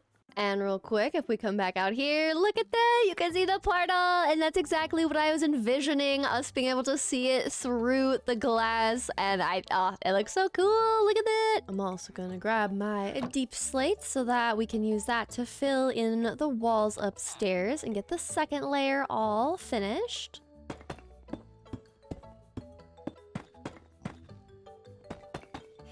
And then as far as the ceiling, I'm kind of leaning towards covering a lot of this up. So what we'll do is I'll just take this deep slate and kind of just like pull it through. And we'll kind of make this be our ceiling layer. And that torch should prevent mobs from spawning, which is really the thing we're trying to avoid up here. And now that we've got our crimson, I'm trying to think, what did I do? I had the crimson on this side, so we're gonna swap it. So we're gonna have a blue be on this side for our back of this. And then crimson will be on this side, like so.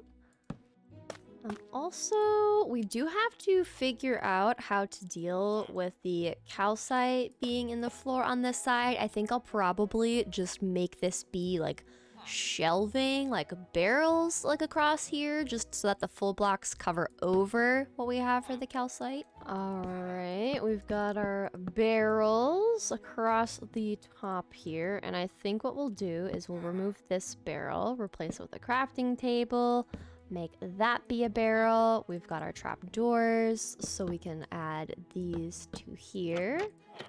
And honestly, that just looks so much better. Just covering up the obsidian. It doesn't look the cutest, and we can change that. I also brought a spore blossom and some glowberries to add some greenery, because one of my things that I will always say about a build when you're not exactly sure how to decorate it is, when in doubt, green it out. And for me, that's spamming spore blossoms and glowberries and lots of leaves, but I always like how that turns out, so that's definitely a me thing. Feel free to take that or leave that. All right, I grabbed a few more things from inside our little bundles and from our house. So I want to set up these armor stands with the helmets that we can use for adventuring. And I think if I just like flip this will actually be a really good spot for it. So if I go like so, then we can put one armor stand there. The piglin protection 3000, the crown, the golden crown can go there. And we'll just stick the other one right here. Like so. And I do have a backup helmet, so we've got this one too. Another thing that might look a little funky, but I also think it would look good having them be in here, is all of these red vines. I think this will really just add to the nether effect that we've got going on, and we'll just plop that one there. We also have some of these shroom lights, so I could just go and add those in here. So maybe I go like that. There we go, and we'll put one like right here, just for some extra lighting. I like it, and honestly, I think having one be there would be perfect too. And we'll add a piece of crying obsidian there. It kind of works really well to have the crying obsidian by the portal because they have very similar, if not identical, patterns to them, which is kind of fun. I wonder if that's like intentional, but either way, it's kind of cool. So we've got one there, and let's see. Okay, that's an external wall, so we can't put one there, but let's just stick one there and there. Kind of just some spooky, nethery vibes. I like it. We'll also add some pots around. I do like the idea that these are kind of like flipped upside down, so I think I'm gonna do that here as well, and we'll just flip on all of the corners like so. That way we can have a pot there, and I'll also fill that in so that it doesn't have a hole and a gap under it, and we'll do the same thing over here. And we put a pot there, and let's go grab our items. Oop, and grab a snooze. Now, I'm thinking that inside some of those pots, we will add some of the mushrooms.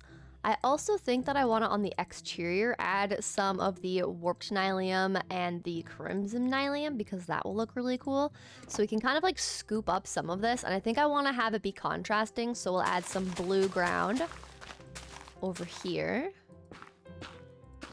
Like so. There we go. And then I will have to add some regular dirt in here just to make this work, but I think it will look really good. There we go. Now, because I have some of these blocks, I should also be able to place some of those down. There we go. I like it. And we'll do the same thing on the other side with the crimson.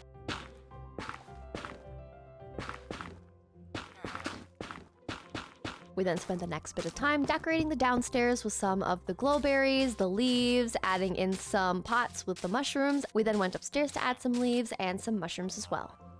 I'll also add some chests, and we can add in our flint and steel in here for future instances. And I do think that I want to just have this be where we have a bunch of our nether wood and supplies stored. So if I just remove these and pick up all of the nether related things, including our obsidian and this bundle, we can then just move it all into here, and then we kind of know where we can always go to grab any of our items that we need for the nether and from the nether.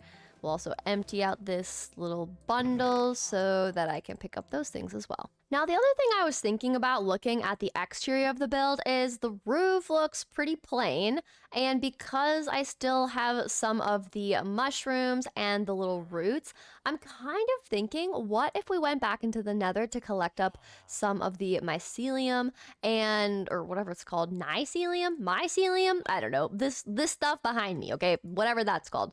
We're gonna actually then add it onto the roof on either side, and I think we'll do the contrasting thing again, where the side that has blue will get the red ones, the side that has red will get the blue ones. So I once again need to go back into the nether, so let's drop off all of our goodies as a preventative measure. We also will get to use the nether portal for the first time in its new spot, so let's hope it lines up where it's supposed to line up. And yay! Okay, it lined up exactly where we needed it to, and then we've got our silk touch pickaxe, so let's just grab some more of this ground right here.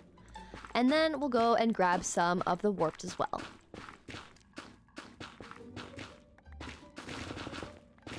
We've got our crimson and our nylium warped, which is good.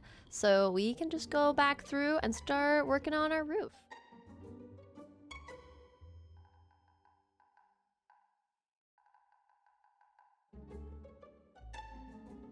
And stepping back in freecam, that is what the crimson side looks like, and I definitely think that added a lot, so I'm very happy I went back into the nether, even though I didn't like being in there one bit, because it's always a little bit scary in there. I'm also deciding to add some of the warped nylium to the exterior on the outside here, because I think it'll just add to it, just having some of that on the sides here.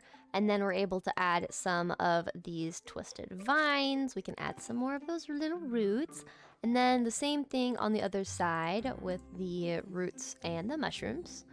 We'll just add some right in here, like so. There we go. The next thing that I think we need to do and focus on is going and getting chickens to fill in our chicken coop that we made, because I want to have a complete barn, and now unfortunately we do not because of those dang little foxies. So what we're gonna do is grab our bed. I'm gonna clear our inventory just of the random things, and then we are gonna go off on an adventure to find chickens. I never thought I'd go on an adventure for chickens. All right, we've slept. I grabbed a boat. Now let's go find some chickens, put them in our coop, and then we should be good to go with everything I wanted to do for today. All right, do you see what I'm seeing? I see a chicken on the radar. Chicken, where are you? I saw you on the map. Yes, okay. Let's see here. Oh, and an egg. That is perfect timing. Okay, let's chop down a tree, and I think what we'll do is we will just collect some of the chickens in a little area around here, and then we'll be able to come back. We'll just tie them up to a lead here on a post, and then from there we should be able to just go look around, find everything we need, and then collect them all back up and go back home.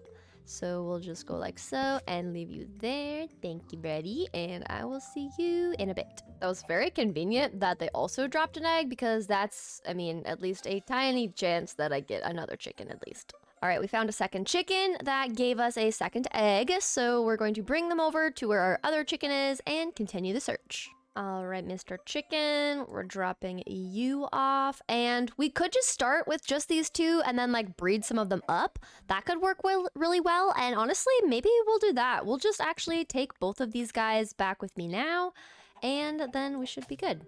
All right, now I just gotta get them. Oh, there's already a fox. Get away from my chickens. You can't have them. That's so bad. Okay, I'm gonna get another fence gate here, because that's gonna be problematic. Dude, where are you? Hello? I can hear you. He's trying to get to them right here even.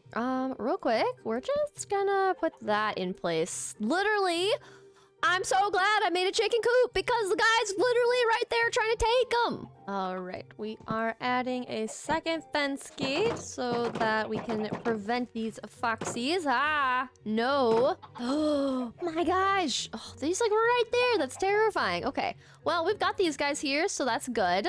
So we're just gonna leave our 3 little chickens in here. Keep them, hopefully. No, no. Stay away from the chicken. Stay away from the chicken. Holy moly. Okay, these foxes are terrifying. Okay. Let me just close those up, and then we're just gonna leave the seeds in here, and that's gonna be our way to breed them up when it is time. We've got our chicken coop, we've got our chickens in there, and there's still foxes on the prowl trying to get my little friends, but at least they're now safe in a chicken coop. Today, I want to turn our attention back to our little project board here and knock off 2 tasks that are related, and that is the Sweetberry export and the Fox Sanctuary. Part of my thinking in making the Fox Sanctuary is that if I start collecting up all of the foxes that have been around our base area, then maybe there will be less of them trying to get to our chickens in the chicken coop, and it will make the chickens safer and give the foxes a cozy place to live. As for where I'm thinking we'll place the Fox Sanctuary, I think that right here by our farm area would be great. So we can kind of just clear out some of these trees, kind of make a nice cozy perimeter, a nice little fenced in area so they can't jump out. But I think this will be a really good spot. I'm also going to have a butcher live inside the little Sweetberry export house that we're going to make, since the butcher on Master trades sweetberries. Another thing that I realized is my efficiency work pickaxe is almost dead, so I think we're going to use our mending book on it and quickly, oh, there goes my anvil, but we're gonna quickly go over to the XP farm, do a little slicing so that we have a axe ready to go for all of the resource collecting, decorating, and terraforming.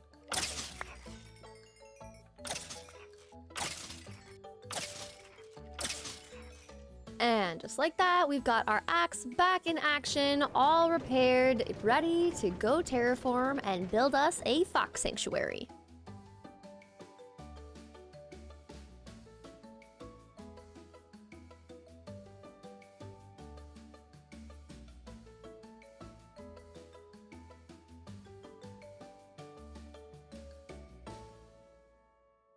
All right, we have gotten the complete enclosure set up. The walls are done. We just have unstripped and stripped spruce. And this is the size that I decided to go with. I had thought about making it much larger, but the boxes are pretty small. I think this will be great. And then we have a lot of other space to build other things that are going to fit our area as well. But what I'm thinking we'll do next is I want to use a bunch of our spruce variants to be able to make like a little den for these guys. And I think what we'll do is we'll kind of have it tucked into the back corner over here, and we'll just build it out of different spruce elements. Maybe we'll grab some dark oak, but for now, I'm just gonna take all this dirt out of my inventory. We will make a little lean-to for them, add in some maybe like rock structures. Of course, we'll add a bunch of berry bushes, and then we're also going to need to figure out where we'll put the little house structure that the butcher is going to live in. It could either be a house like right outside, it could be this house right here, which I think honestly fits pretty well. I was either gonna put the house inside here, but I feel like if this is the fox sanctuary, we should have a separate build for what we're going to have the butcher live in and where the sweetberry farm is. So I think what we'll do is we'll just kind of clear out this space a little bit, and then we'll transform yet another villager house into our sweetberry farm export build. Now, as far as how far up we want it to go, I do want it to be a little bit separated from the walls because the unstripped spruce is very similar to the unstripped dark oak. But maybe if I just strip it down, so this will kind of be the side of this, and then let's make it be a little bit wider.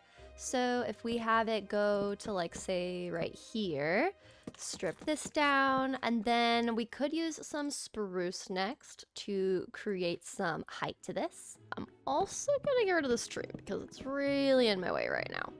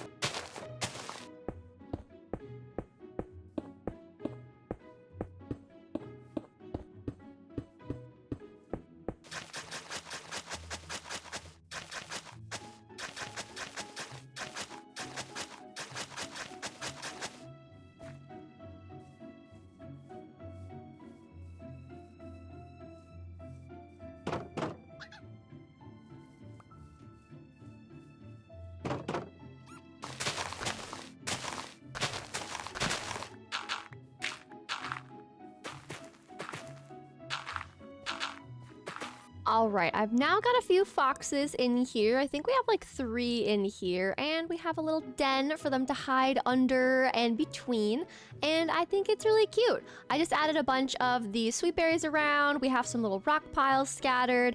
I used some bone meal on the ground, coarse dirt, and rooted dirt along the path to get to their little den.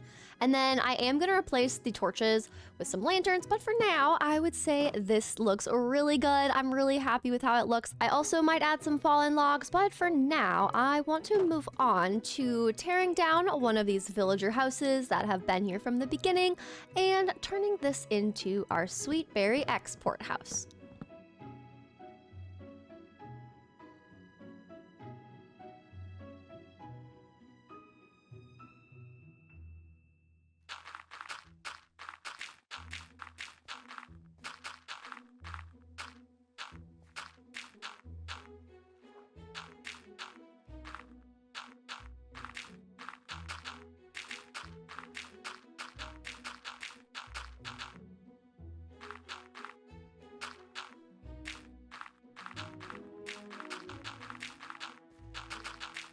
All right, and after filling in some of this little riverway inlet here so that we can make room for the build, it's completed.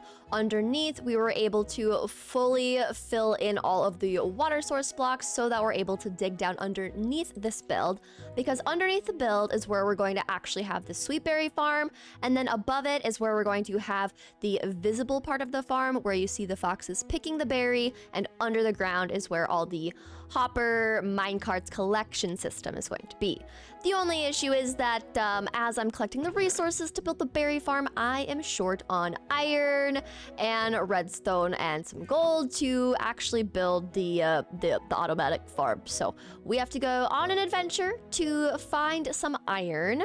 But before we do that, I was able to add some mending to some of my tools. So we're quickly gonna go get our tools all fixed up, and then we're gonna go look for some iron so we can finish this farm.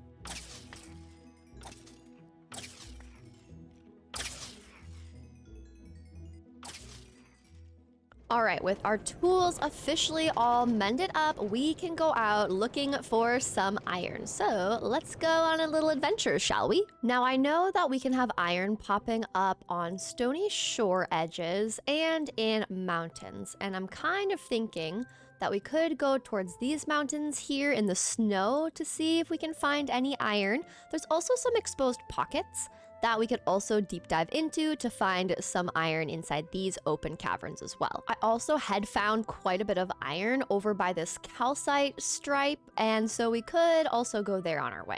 But I think we're gonna start with checking all of these little stony shore pockets to see if we can find any there first. And from looking on our map, I did notice there's an iron golem inside the villager house, so we're just yeah, gonna take them out real quick. And I haven't shown this on camera yet, but on a live stream, I was able to turn this upstairs area into a museum showcasing all the things from this specific Spruce Village. We even have a little map of the village already set up. We've got our first armor of the world on display, our banners, we've got all of the items that you usually find in a Spruce Village, and I even added some salmon into the ceiling as well as our first tools of the world. So now we have a cute little upstairs museum, perfect for our little Spruce Village, and I really liked how this turned out. Now to just get rid of this guy. I'm sorry, sir. Oop. Sorry. Sorry. Sorry. Sorry. Okay. All right. And 5 iron, not too shabby. All right, I put away those first few pieces of iron we collected up, and now we're just gonna go check all of the stony shore bits and start looking for a bunch of iron. So we spent the next few days finding different iron bits along the stony shores, sleeping overnight, and going down into the caves to collect even more iron, battling off some pillagers, and making our way up and out of the caves. All right, we got almost 2 stacks of regular iron ore, and we got some deep slate ore and a bunch of coal. So that should definitely be more than enough iron for us to complete everything we need to finally make our automatic berry farm, and then we can build a cozy little building on top of it. And there's our lovely little windmill in the distance, and we are home. Oh, I just love coming back to our little village and seeing it just evolve over time, and knowing that we're going to be doing this to a bunch of different villages in this world just gets me so excited. Like, I love being in this little spruce village and, well, you know, sprucing it up, but it is gonna be so cool to see this fully transformed and then to get to choose which village we want to go to next. But before I get too far ahead of myself, let's fortune up all of this iron, smelt it up, and collect the rest of the resources needed to build us our sweetberry farm.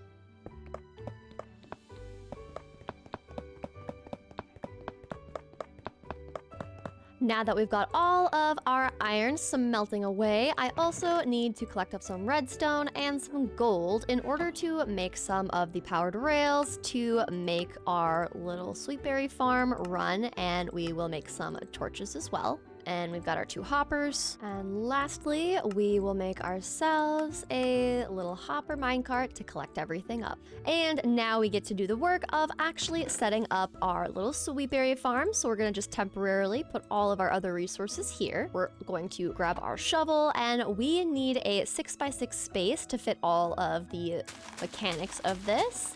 So we will just dig out a 6x6. We have 1, 2, 3, 4, 5, 6. 1, 2, 3, 4, 5, 6. And then we'll just complete this and start digging it out and setting everything up.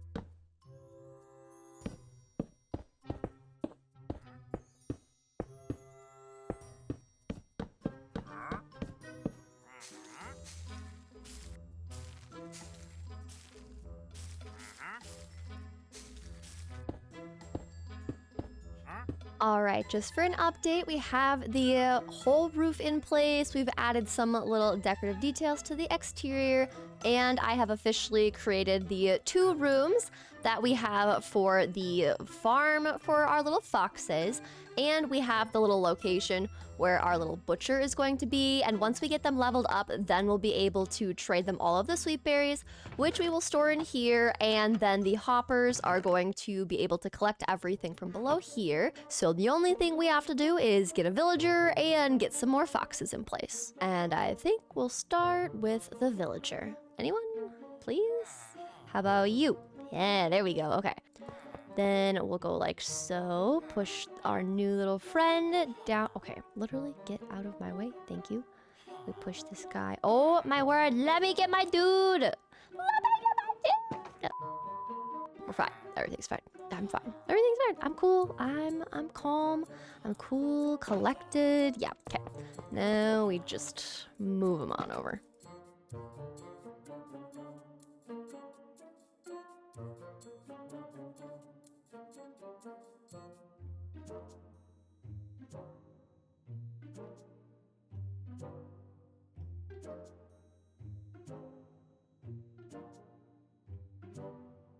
All right, we've got our little butcher in place. Luckily, our first trade is emeralds to rabbit stew, which doesn't make it a little bit easier to be able to trade with them because I don't need to go out and collect a bunch of raw chicken or anything else. So we're gonna deal with that a little bit later, but now we need to go look on our map and locate some additional foxes somewhere in this taiga forest.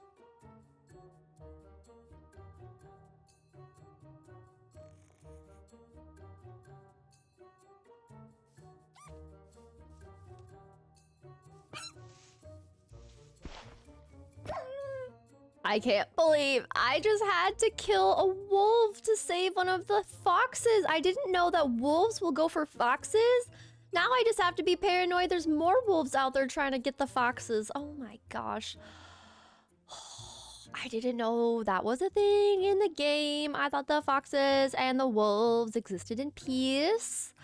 Not the case. So if you're ever looking for foxes, beware of the wolves. I had no idea.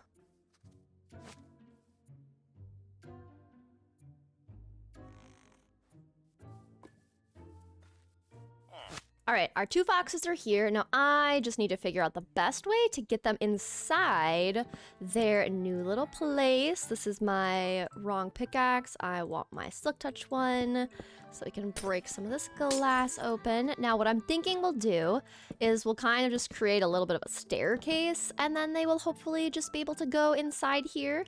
I, of course, will have to kind of break some of this away and create another little stair step like so. Now my hope is that I'll bring the foxes in.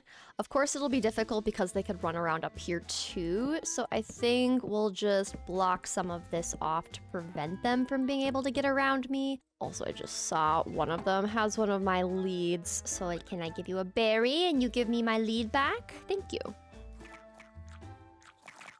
Oh my gosh, they're eating the berries. I love that foxes do that. It's so cute. All right, let's see how this is gonna work.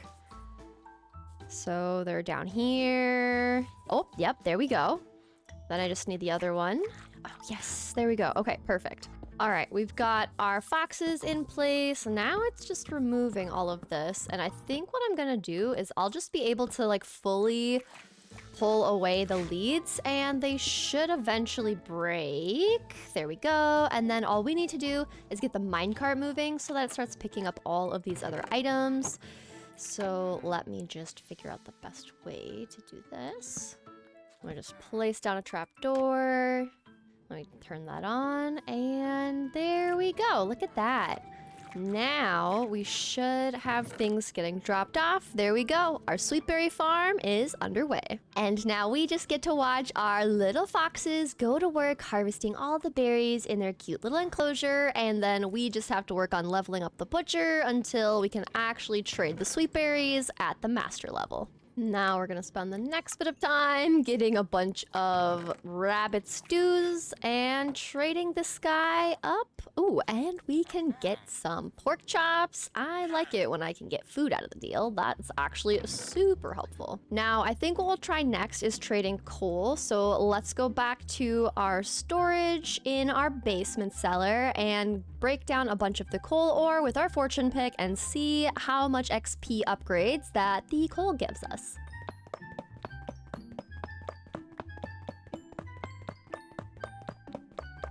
Hello, my butcher friend. Let's see. Coal doesn't get a whole lot, but we can still work with it. And then get a bunch of pork chops to level them up again, which we will store. And now we're to kelp blocks. And I mean, I don't really get kelp blocks a whole lot, but I am kind of curious. I mean, let's just try trading kelp blocks. I feel like because it's a pretty rare block, it will give us a lot of leveling up XP. So let's just see if I'm right and collect us up a bunch of kelp, smelt it, and trade it with our friend.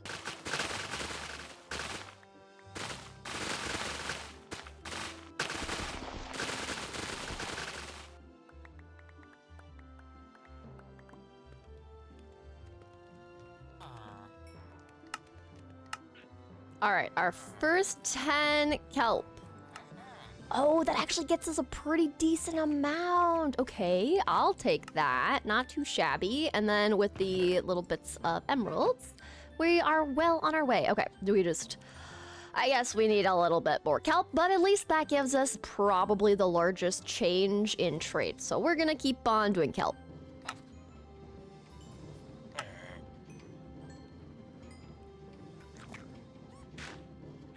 And there we go, the sweetberry trade. Our farm is up and running, and look at this. We can trade all these berries away.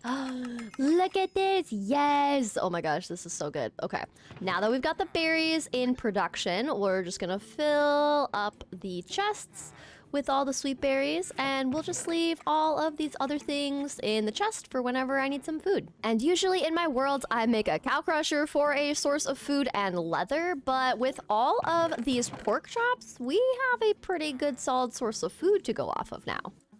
And I just added 4 planter boxes with sweet berries to kind of direct us towards the sweet berry farm. And I think this looks really nice. And honestly, I think we are going to call this sweet berry farm with our little butcher running it complete. I really like how this looks. I love that you can see the foxes, the little butcher guy we can just trade with right away. And we can open up our chests from below to access the berries. We've got a cozy little fox sanctuary in here to have our little friends run around in between everything. The only thing left to do is to name the bird from your comments. And the name that I liked from the comments the most was the name Della.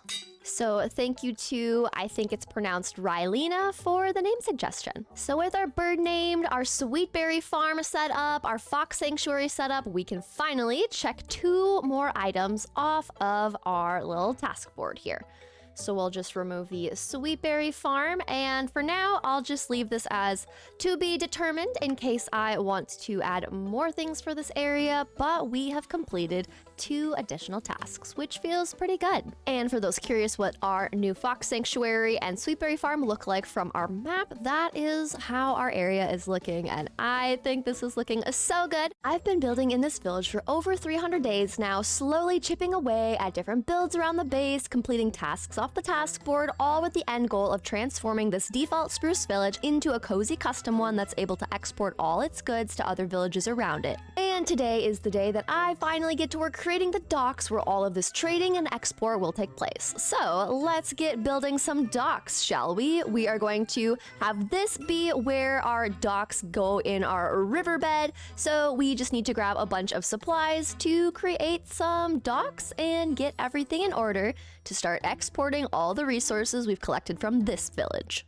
And while we build out the docks, I just wanted to take a quick moment to say thank you so much for your support of this channel. We're at 96,000 subscribers right now, getting closer and closer to 100,000 subscribers, and it would not be possible without you guys choosing to subscribe and watch my videos. I appreciate everyone that's leaving the likes on the videos and leaving comments on them. I'm truly humbled by how many people have chosen my channel as a way to relax, get inspiration from, and just help them unwind. So thank you for choosing my channel and helping me reach my goal of 100,000 subscribers and allowing me to also be able to continue doing YouTube full-time as a result of your support. I'd also love to hear from you guys what your favorite series of mine has been, or some of your favorite moments from the channel. So feel free to just comment below and let me know. I'm sure you'll find people in the comments who share some of the same favorite series and moments, which makes it even better to have the community coming together. Now let's get back to just focusing on building our docks.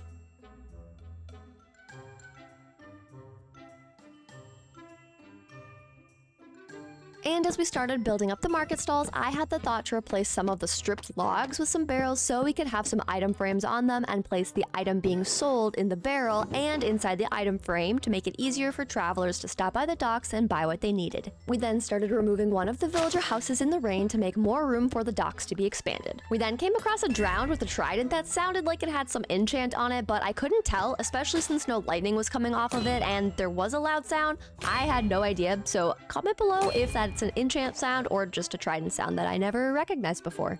Alright, we're finally starting to bring up all of the skeleton exported items, which feels really good. I'm thinking that what we'll do is we'll have this one be for the arrows and for just regular bones. And then we can just fill up our barrels like so, except I need to make sure I keep a stack for my bow and arrow. But this is what we have so far. Obviously, we still have a ways to go in decorating it, making it look more official, but I think this is looking really good so far. I'm kind of just taking one section at a time, so really focusing on getting the rest of our little market stalls in place. We do also need to remove this house as well. We already removed one, but we do need to remove this house as well. So we will just do that really quickly to make it a little bit easier to have some space behind the market stalls.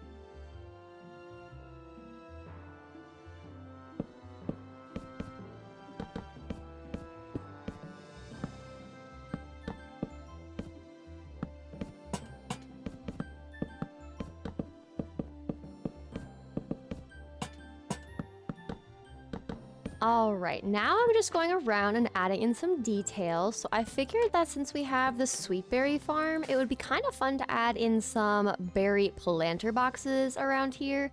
So that's pretty much what I'm doing right now. It's just adding in a bunch of little planter boxes, making things seem a little bit cuter.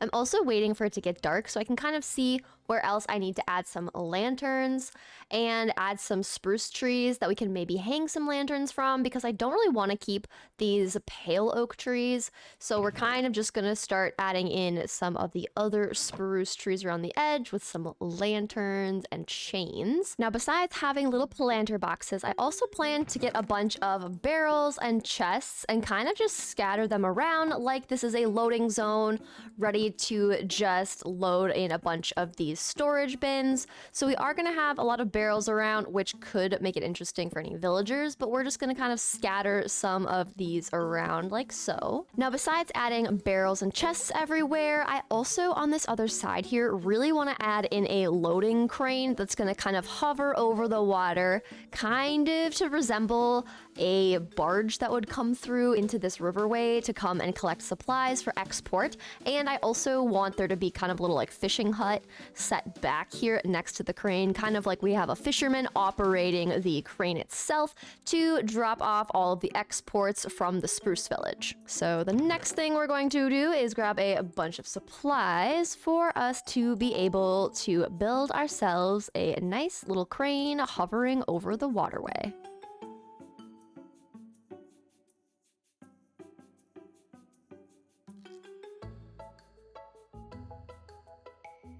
And from looking across the docks, we have our crane completed, ready to load up shipments of our items that we are now exporting from our Spruce Village. And the next thing that I want to work on is creating the little fishing hut and cottage. I don't know if I'd rather call it a fishing hut or a fishing cottage. I feel like because they're kind of going to be manning the crane and the docks, a cottage is definitely more fitting. But I think what we'll do is right in here is going to be the best place for the fishing hut, because I do want it to have some focus point, and if it is behind the crane, you kind of don't really see it anymore. So what we're gonna do is start clearing out some of the space, create a little walk-up path to our little fishing cottage here. First, we're gonna grab some of our pale oak, because these are going to be the walls that we build our little fishing hut out of, and we are also going to add a little fish on top of it, and it will also be made with pale oak.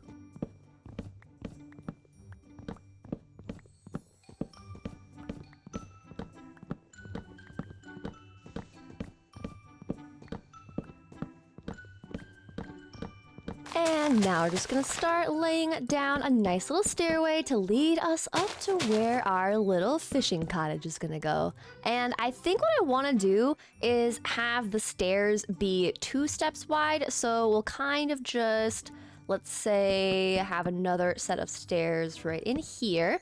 And then what we'll do is we will add in the spruce floor walkway right here,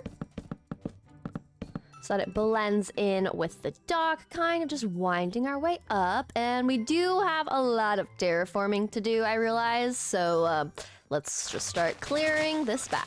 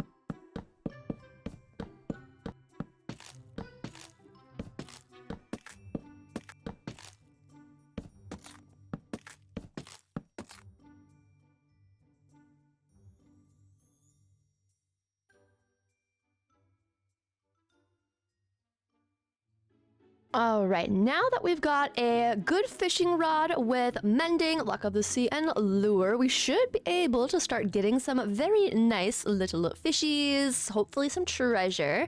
Now, I did bring some item frames over because I thought it would be kind of fun to put some salmon around on different counters on the exterior and on the interior. Then we'll also be able to display other items in the item frames once we do a bit of fishing. I also added some bookshelves in here. Since we do have Luck of the Sea, I'm hoping that we'll find some good books to maybe add to things, but we'll just have to see. For now, I'm just gonna put some of these items in here temporarily, and let's just do a little bit of fishing before we bring a villager over, just because, well, I know moving the villagers is gonna be annoying, so let's do some calm fishing before we deal with villager chaos. And I think maybe we'll do about like 5 minutes IRL and see what we get.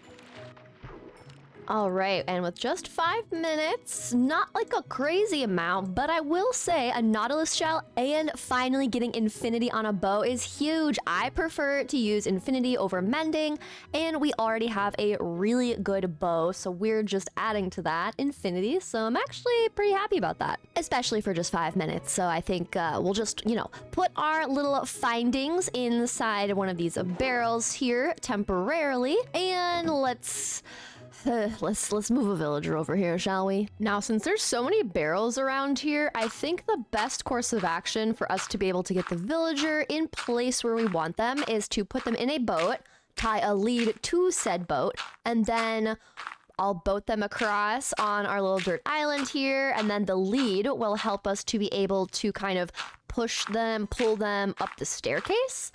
And I'm hoping that will work well enough for what we're trying to do. So let's just see if my theory is correct.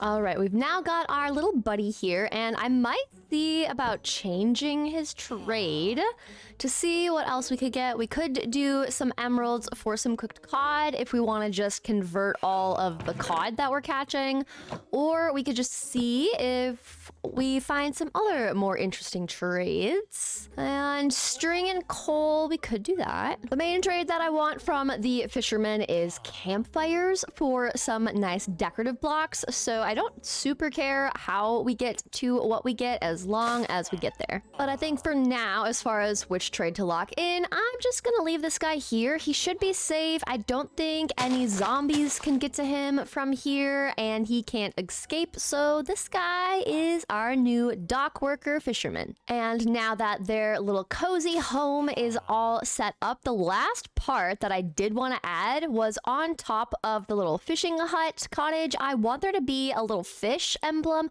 just so we kind of know, like, this is where we're going to be getting the salmon from the river and all of our other little goodies. So let's just use this path and go get some more supplies.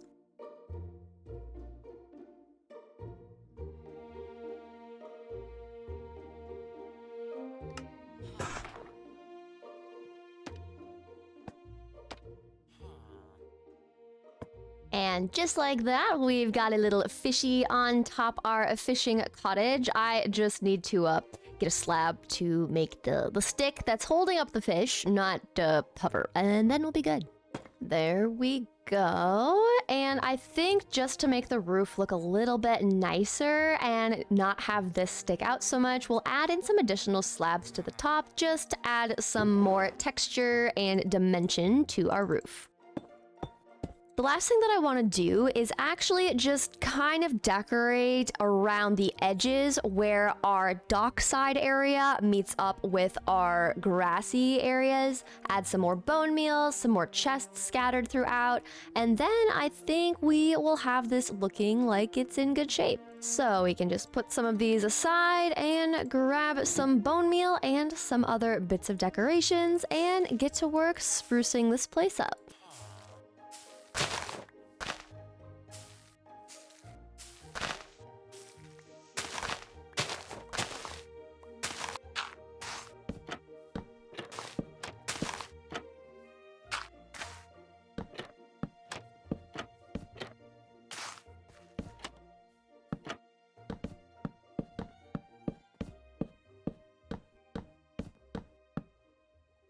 All right, with some additional piles of chests and barrels around, some little berry bush planter boxes, and some bone meal, I think this area is looking really cute, and it's just so fun to see what this looked like at the beginning and what it looks like once the project is completed. But just being able to now have all of the exports labeled for what we'll be exporting from our Spruce Village, I think is so great, and I can't wait to actually start filling up these barrels for our exports as we start getting things more collected up. We've been playing it pretty safe by doing lots of building and decorating in our cozy little Spruce Village, but today I want that to change. And how is that going to change, you may ask? We are going to go spend today looking for an ancient city to loot and hopefully collect some armor trims and hopefully find that elusive Swift Sneak 3 book. But in order to help prepare for this adventure, we actually do need to do some more building and decorating so that we can load up on wool and be able to help us sneak around the ancient city a whole lot safer. So today we are going to be tearing down this little shepherd's workstation house that we've had since the beginning. I've since removed their workstations and the villagers,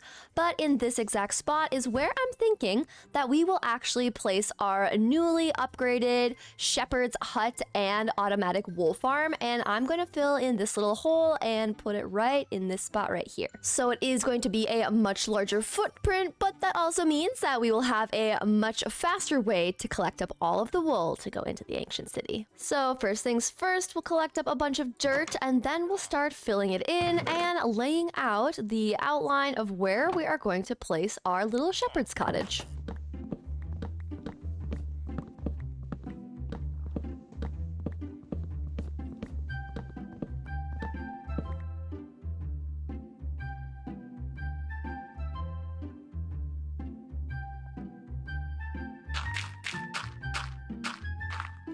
All right, the building's torn down, ground is terraformed, and we've got the layout of our build. And I'm thinking that how we get into the build is actually going to be on this side, coming over here more so. So we're going to just be able to have the path leading from where the fox sanctuary and the sweetberry farm is right over into the shepherd's little cottage here. So what we're gonna do is just put the door directly in the middle. The floor I do want to be made out of spruce in here. And then what we're gonna do is we are going to have little sheep on the side like so on both sides, and kind of more so this middle section is where we're going to have the storage and more decorative bits, and then we'll have glass and wood beams in between so we can see all of our little sheep friends. And then we're going to set up a bunch of hoppers underneath so that we can have all of the wool coming to chests underground here, and then we will work on getting all the redstone bits and all the shears and all the auto sheep farm stuff in place. But for now, we are just going to continue working on building up the outside of it. We're going to get the roof in place, and we're going to be using spruce for the outside pillars as well as some regular spruce planks. And then the roof is going to be made of some deep slate for the trim, and we'll be filling it in with some dark oak to kind of just continue the color palette that we have around the rest of our builds. So without further ado, let's get the rest of the walls and roof in place.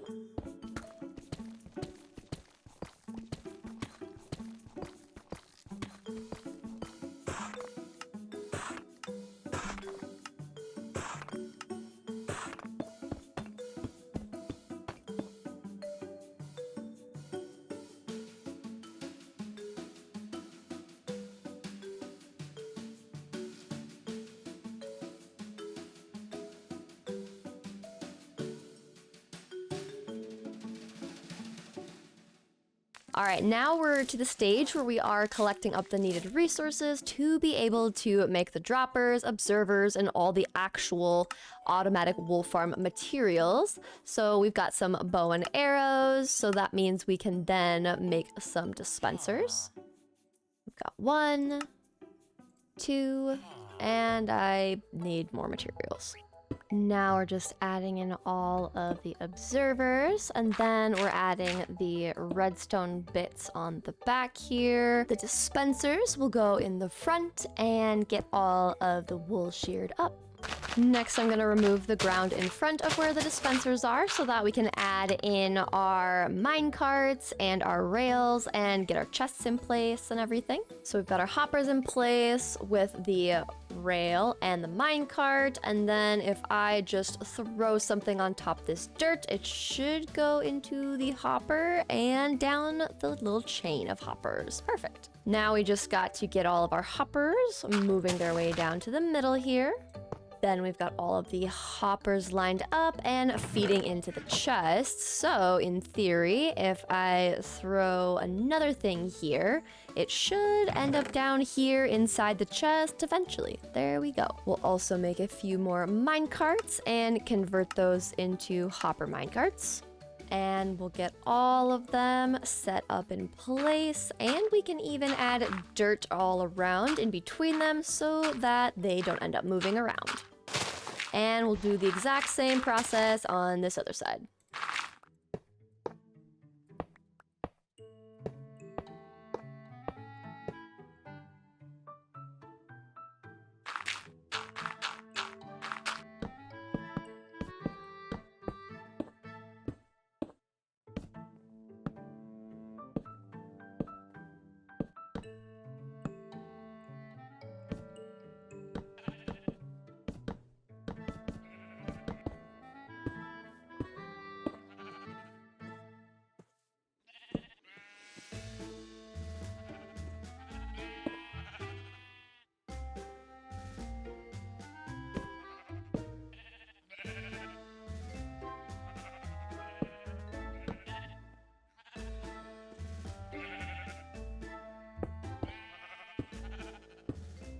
Now, one of the last things that I want to do is grab ourselves a name tag, and we are going to name it Jeb with an underscore because there's an Easter egg in the game. Now, since this is our automatic wool farm, I thought it would be kind of fun to add a sheep into the little top window here. And if I can get Jeb's little toes and go into freecam, we now have a rainbow sheep in the front window. And as far as the interior goes for our automatic sheep farm, this is what our little shepherd's cottage looks like, and I think it's really cute. We can use these little trap doors here to access all of the wool from our little sheep friends, and I'd say this is pretty cute. And while we let our sheep AFK, we're just going to clean up our crafting area and start moving some of these items back into our storage system. Then once we've given the sheep a little bit more time to shear some more of their wool, then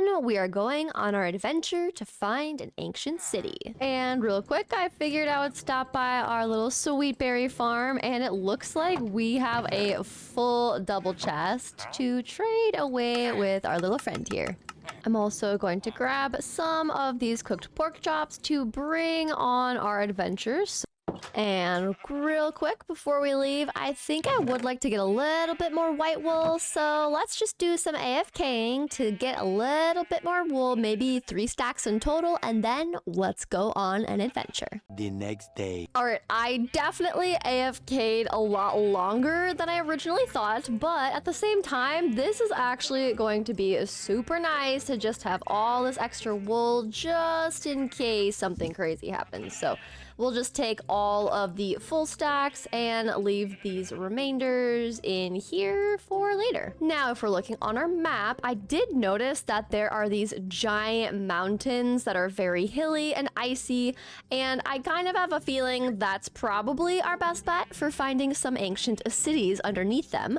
So I've gotten a bunch of our wool, we're gonna grab a bunch of cobblestone, and then begin our journey. And I think we'll just grab, let's say 40. 4 stacks. And we've got food, we've got a bed. Now let's go find us an ancient city.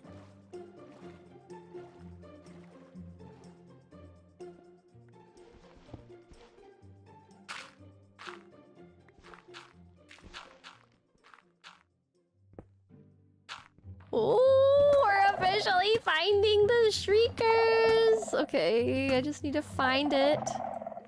Where are you? Okay, this is the spooky part. Is there one underneath here? This is where we get the wool out and hopefully... Oh, oh, oh, no, no, thank you. Okay, hang on.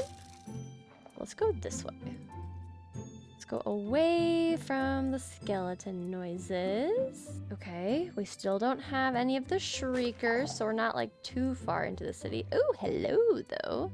I will grab some free diamonds. Let's use our Silk Touch pick and grab some of these. Now, since this is a dead end, I'm a little bit concerned that we have to keep digging down, but I don't want any more Shriekers to get hit.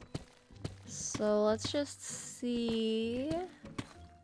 Maybe I'm digging... Oh, never mind. I was going to say, maybe I'm digging the wrong way because I didn't see any more of these little guys. Oh, okay. Never mind. Oh, we made it. Oh, goodness. I'm kind of scared, guys. I always get so nervous coming into ancient cities. Okay, well, we need to figure out a safer way down. Let's just see if I can make a little tunnel that gets us to the outside edge of our ancient city. Oh, boy.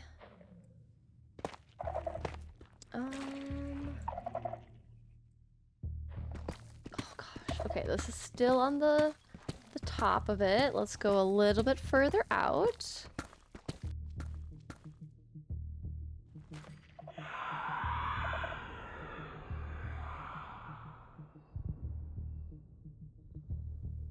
I already accidentally set one off and I didn't even mean to. Oh boy, oh boy. Okay, we're just gonna keep going straight. So that's 1. I have to just keep an eye on how many... No! Oh my goodness. How did that not set it off? Oh my word. Okay. I feel like our best bet is if we go over to the edge here. Let's just do that. The one thing I realized I did not bring was wood in order to make a backup like hoe or anything. So that makes it interesting, but let's just see about going up these stairs here and seeing if we can get this one Shrieker or if there's multiple. We'll use the wool. So far I'm just seeing 1, which is good, but you can never be too careful.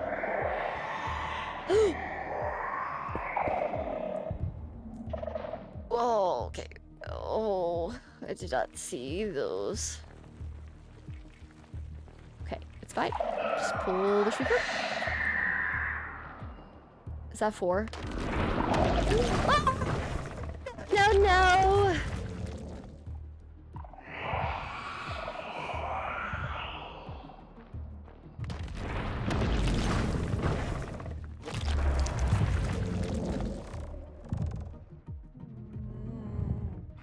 Oh my goodness, I'm setting off so many, I'm setting off so many, I'm setting off so many, I'm setting off so many, I'm setting off so many. Okay, we're just gonna go up. Create distance. Create distance. Yeah, we'll just do that. I also need to figure out an area that I can put a bed down in case I die. Everything's fine. We're fine. Everything's fine. I'm gonna put my bed down here.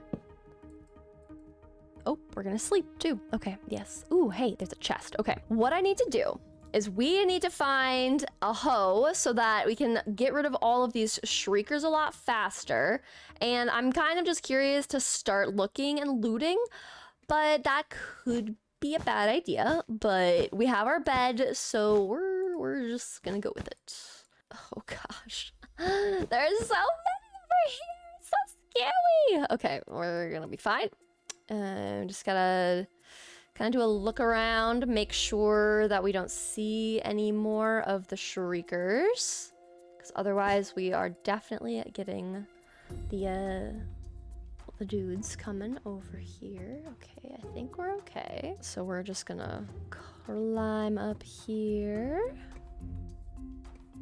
Okay, there's just normal shriekers from what I can tell. Swift Sneak 2, that's good. Okay, I'm leaving behind the regen potions. I just took the Swift Sneak 2 book. And then I'm gonna put wool here so that I remember that I've been in this little cube. And then we're gonna make our way down. And go down all the way. I do know that once we hit like 10 minutes, we are going to be safe again to not have the warden be triggered every single time. So that is something that I'm looking forward to and keeping an eye on the time. It would be kind of nice if we would be able to... Ooh, there's another chest. Okay. It would be nice if we could find an anvil, because then we could add the Swift Sneak 2 onto our pants and make running and sneaking around here not take as long, which would be actually kind of nice. So I think this area is also safe, that I can tell. Swift Sneak 2. Okay, we've got bones, we've got a compass, coal. I'm just gonna get rid of the coal because honestly, I don't really feel like I need the coal, but I will take a second Swift Sneak 2 book. Okay, so the torch is there to remind me that I am able to come and check these chests later on, and because there's actually things in here that I might want. But we've got 2 of the Swift Sneak 2 books. Now, that is pretty much the one thing that I wanted, and because we have 2 Swift Sneak 2, we could honestly just be done and leave, but at the same time, I mean, we're already here, right? So we might as well do some more sneaking and try to find some armor trims and other goodies. So I think that is what we're going to do, just very carefully.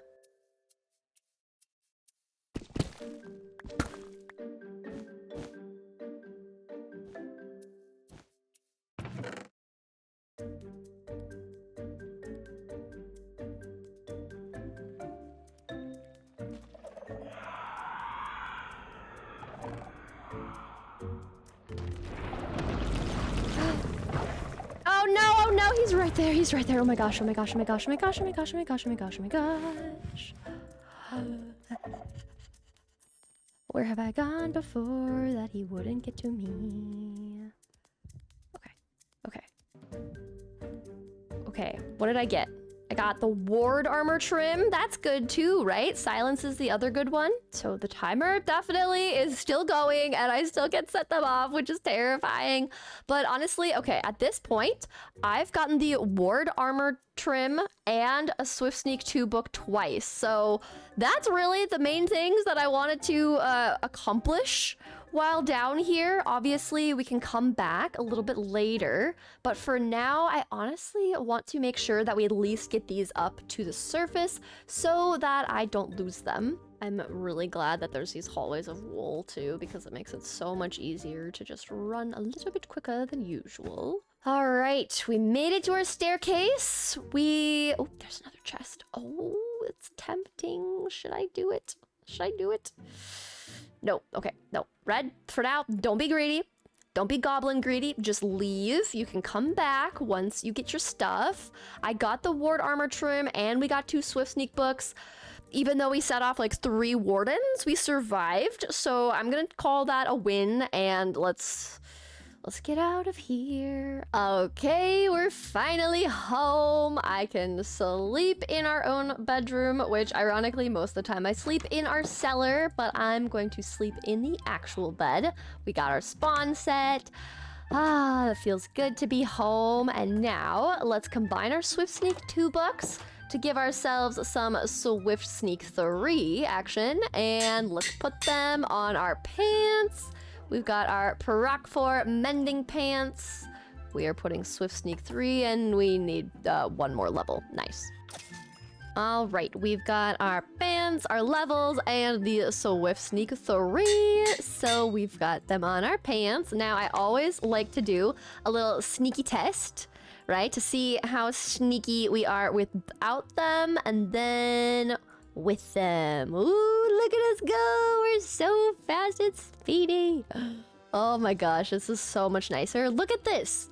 We're like basically just like going at a normal like walk pace, but we're sneaking. Oh, this is gonna be so much easier when we go back into the ancient city. Oh, I'm so happy. Okay, the next thing I want to explore, figuring out how to duplicate, is that ward armor trim. I've never actually duplicated these, so I don't know what it's gonna look like if we try to duplicate it. So if I type in ward, oh my goodness, case. We need cobbled deep slate and a bunch of diamonds, which isn't too much. So I say we've got enough diamonds to do this. So let's grab our diamonds. We'll grab some of our cobbled deep slate, and I want to make a few of these. So if we've got 2, let's do this again. And then we've got 4 armor trims. And then let's just take a look at what the options are for the ward armor trim. Let's just use some lapis, some dark blue for the contrast, and just see how this would look. Oh look, you can see the ward and little face on it. I didn't notice that before, but my my like secret like minimal armor, the arbor peck, does kind of make it a little hard to see things with this. Let me know in the comments actually, do you like having the armor look more minimal like this, like we have a little diamond crown, or would you prefer me to have the regular full armor and then we add some armor trims to it? So let me know in the comments if you prefer the regular looking armor or if you like the minimal armor. But I think for now I will let you guys leave me those notes in the comments. For now we're going to leave the diamonds and the smithing templates inside a chest, and I'm gonna drop off all our extra wool for now. Now the other thing that we need to update is our little project board. We recently finished the fishing docks. I would also say that once we move some additional skeleton exports up into the market stalls, we can check that one off. And the little shepherd's cottage was the last villager work building that we have in this area, and now we only have 2 regular size houses, so we can also check off the upgrade of villager work buildings as well. So we'll grab the fishing docks and we will delete everything here, replace it with a check mark. And we will do the same thing for the villager work buildings. We'll replace that with a check mark. And then we need to take a quick trip down to the skeleton XP farm and bring up some of the resources, and then we can check that one off as well. Also, look at the sheep phasing through. It's so funny. Oh my gosh. But I'm so happy we have a little wool farm, because we definitely need to go back to the ancient city to loot the rest of the chests. I still think it's so funny that I literally didn't even bring a hoe. Like, that's like the #1 thing to bring down to an ancient city. But at the same time, you know, I feel like in the midst of me being a little bit scared of being down there, it also does make sense. But let's grab all of our bone blocks we have. Let's also grab a bunch of these arrows. And what's nice is, even though we do have a little bit of a trek, getting to these market stalls where we can put all of these items away is actually pretty close to where the skeleton XP farm is, which works out pretty good. Now I'll just bring up the rest of the items, and then we can go check off the task of the skeleton exports.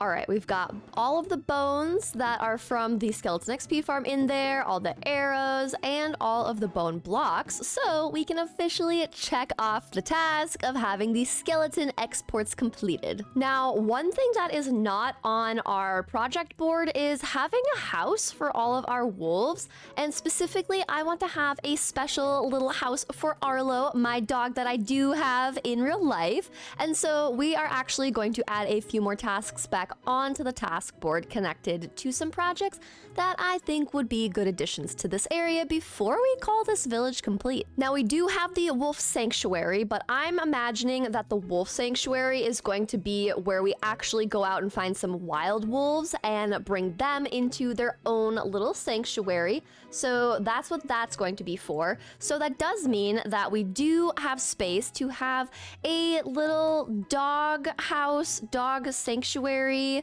So we'll just call it our little doghouse. Obviously, it's going to be a lovely, cozy place that's not a tiny doghouse. And since I want Arlo to have kind of like their own little place for him, I think we'll probably do like a main house that Arlo can stay in with some like side rooms that are a little bit smaller for the rest of ours because, you know, we gotta give our good little boy the biggest room of them all. But honestly, as far as other projects, I would love to hear from you guys what else you think would be good additions to this area before we call the Spruce Village complete. I do want to make sure that we do get the spruce tree farm for exports up and running. I do want to make a pumpkin automatic farm. We want to collect more coarse dirt and ferns and add those into the exports over there. Of course, a potato one, and upgrade those last 2 villager houses. But what is pretty crazy is we are actually getting pretty close to completing our first village transformation, which is very exciting because I love village transformations, but I'm also so excited to move on to the next village because on my map here, I have so many little zones that we could go and transform our next village.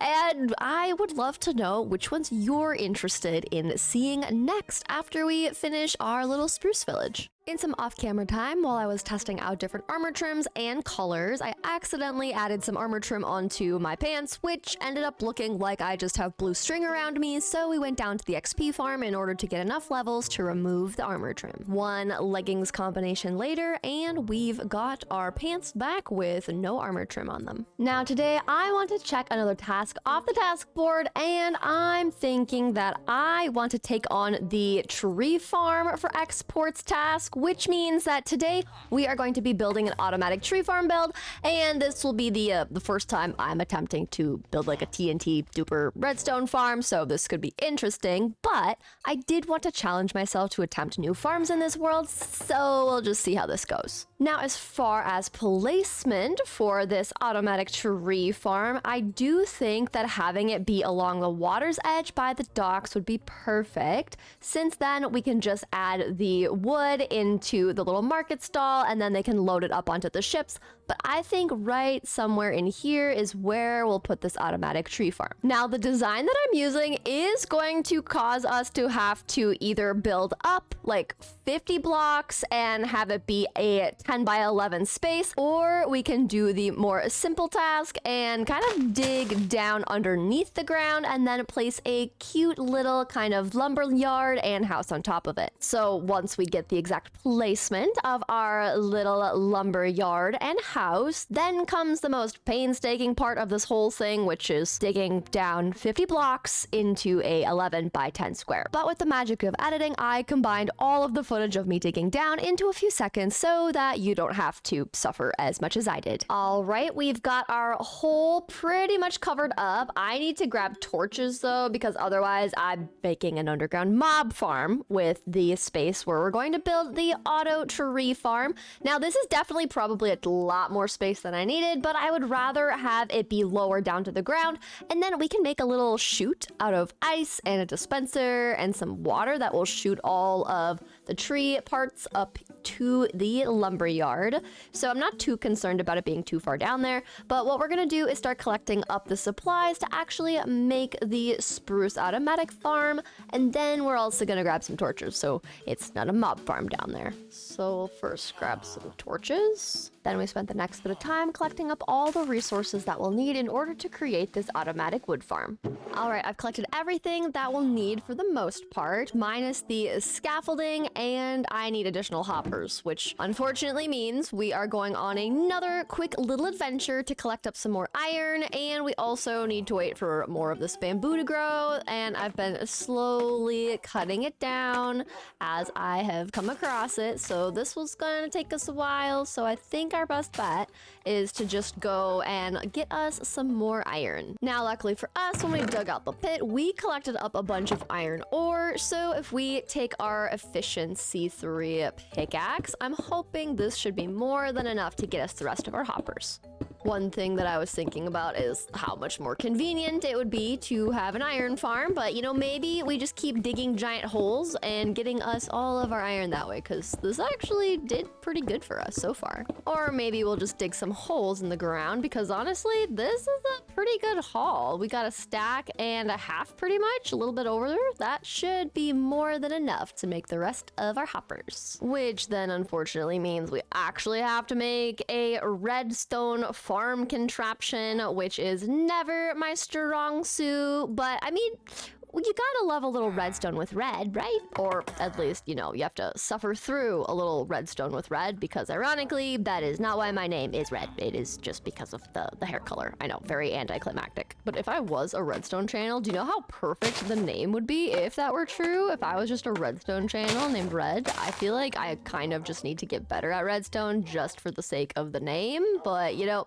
let's be real, that is not going to happen. Now, in order to make the rest of our scaffolding, we also need to find string, which means probably going and looking for a mine shaft, and I think I came across one somewhere over here. So we'll let that smelt, we'll let that grow, and let's go find us some more spooters for their spooter webs. And as luck would have it, my OBS settings got messed up, so instead of a peaceful montage of me collecting spider webs, OBS also recorded my desktop audio, so that means all of my Minecraft audio also has the TV show Bones overlaid on that, since I've been watching through that lately, as you can see from the following clips.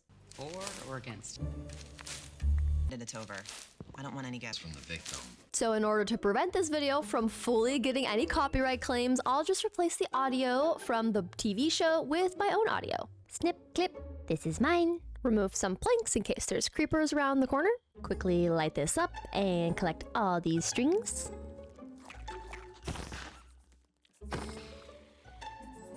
All right, we've got 2 stacks and 7 of string. We've got a bit more bamboo growing, and hopefully the remainder of the iron we needed to have smelted up will give us enough hoppers to keep going with our adventure.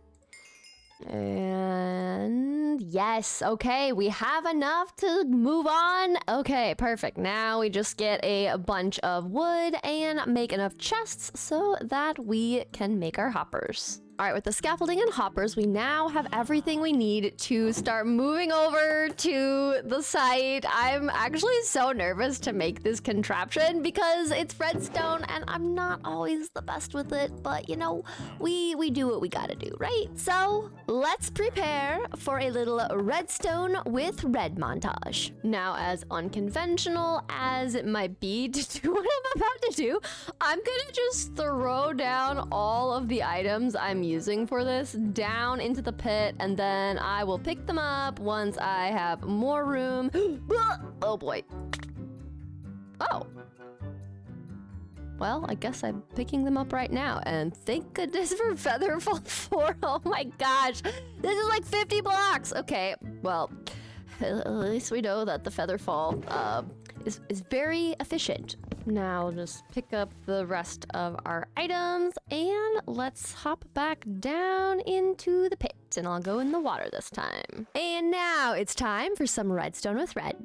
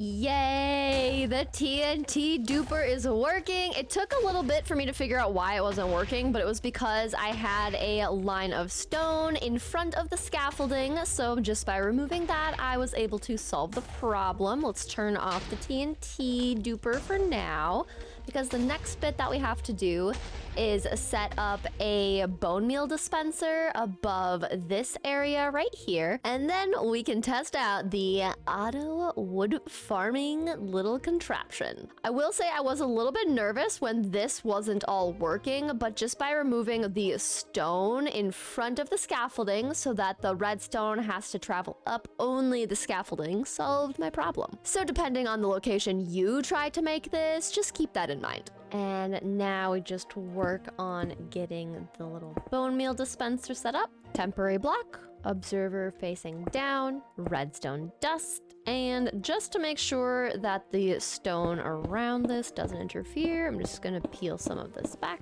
Get rid of the temporary block, and then the dropper faces downwards. There we go. And we quickly add the lever to turn that off. Remove this block, pressure plate, and as just an example, if I flick the lever, diorite should start coming into my inventory, and this is working. Now we're gonna go back up to the surface and grab a bunch of bone meal and test this baby out. Well, well, well, looks like we got some friends checking the docks out. Hello, guys. Let me just get you guys, get rid of you. Thank you very much. And get rid of you. And let's see what kind of potion we got. Oh, Bad Omen 5. Wow.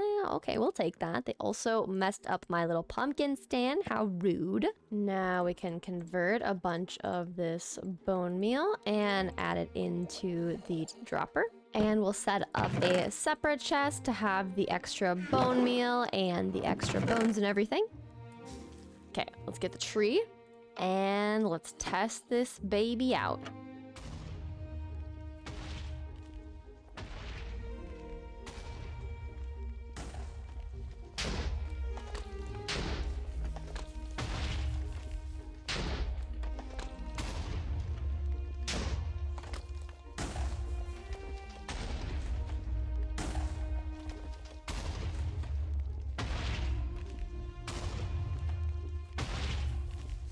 All right, I'm not exactly sure what I changed, but whatever I did, moving the repeaters back and forth and tweaking it, I was able to finally get the TNT to explode a full tree, which is exactly what the farm needed. So we'll just sit here for a while and see what we can get for supplies.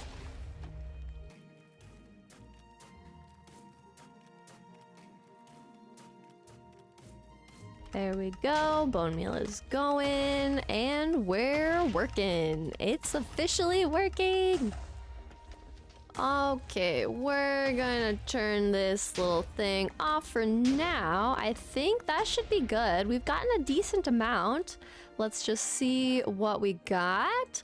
We got 3 stacks and 7, bunch more of our spruce saplings, bunch of sticks. Not too shabby, I'll take that. But I think for now, we'll just leave all of the extra bone meal inside the chest. We'll leave the spruce saplings, and then we can just come back down here whenever we need to use our little auto tree farm. I'm actually so proud of the fact that I actually made this and it works. And I'm very happy with this. So now what we need to do is just take a bunch of the supplies back up to the surface that we've had down here and continue on with today. And we just hop up to the surface and it is nighttime. Let's quickly sleep. Oh yes, good morning, Mr. Zombie. How are you today? Well, I guess not doing too. No way. Chicken jockey? I didn't want to deal with chicken jockey or children. No, thank you. All right, come here, chicken jockey.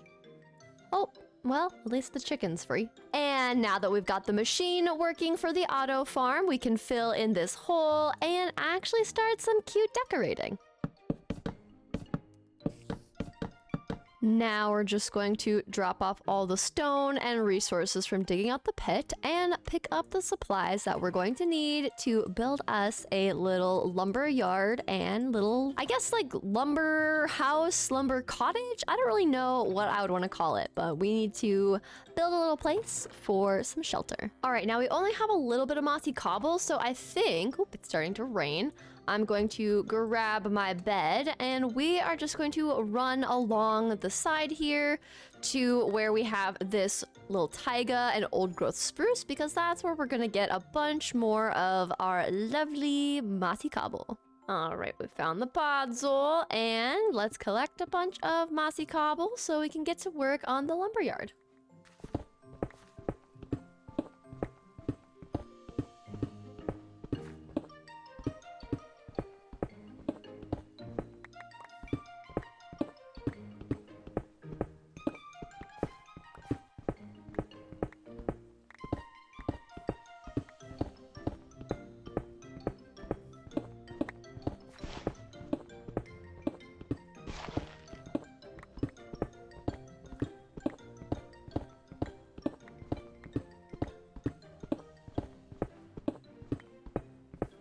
All right, we got a stack in 22. That should be plenty. So let's go back and start working on our lumberyard.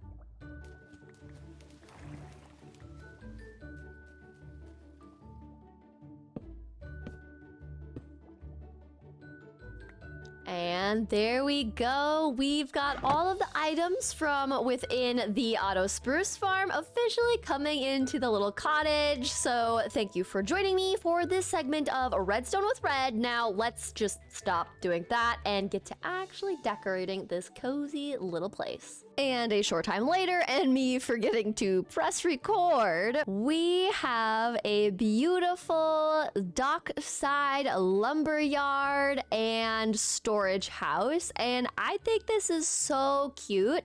I decided to put a potted sapling along with the log that is wrapped up using the rails by every little stack, and added some lanterns and chests as well. I also decided to try using a stone cutter to kind of cut into the log. And I mean, it's not exact, right? But it does the trick and you kind of get the concept, and I think it's very fun.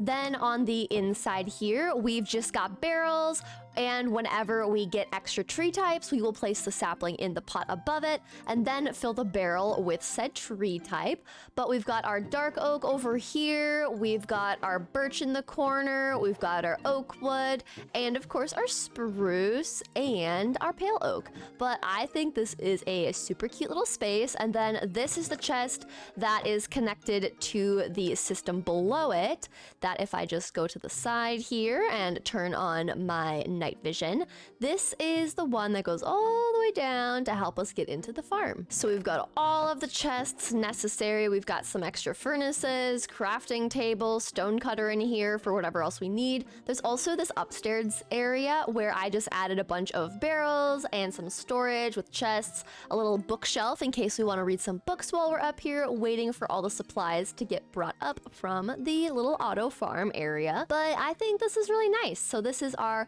lumberyard, kind of like storage shed or facility. I don't really know what I want to call it yet, but I think it's cute. Oh, and it looks like we've got a visitor, but they're invisible. We've got an invisitor. Okay, no, that was a bad joke. Just ignore that. Sir? How? Okay, never mind. I know how. I was like, how did they get up here? It's pretty simple. Either that or they spawned up here, but they've just got a jungle sapling, which we actually haven't found yet. So maybe we'll grab a jungle sapling. I think that sounds kind of nice. And we definitely have enough emeralds to trade with our little friends. So let's bring them over. I just found a different wandering trader. Hello? Where's the... Oh my gosh, there's two? Is that even possible? Is that a glitch in the Minecraft Matrix? Because it kind of feels like it is, but we'll take these ones. I'll take some pink tulips because they're cute. And I mean, mine as well. We'll take some extra brain coral. Mine as well. I'm most excited for these little jungle saplings because that means that I can add one into here and we'll keep them in here for now. Now, when it comes to my question about my armor that I posed to you guys, a lot of you said to keep the minimal armor pack, which means that if we want to add any armor trims, they'll only be able to really show up well on the helmet or on the boots. So I think once again, we grab some color, we grab the trims, and we'll take off the helmet and the boots, and we can kind of just take a look at what the helmet would look like if we choose to add the ward trim to it. And let's see what the boots look like. Those are kind of cool as well. That could be an option. That's pretty like simple, but I do kind of like that. So maybe we'll go with that. But I did want to see, okay, we've got an amethyst cluster. If I just break this down without silk touch, I want the like purple because I think we can use, yes, amethyst can go in here. Okay, because we could use purple and have some purple lining on either of our crown or our boots. I also do usually really like how the diamonds look or quartz. So let's see how the quartz looks on our boots. Kind of cute.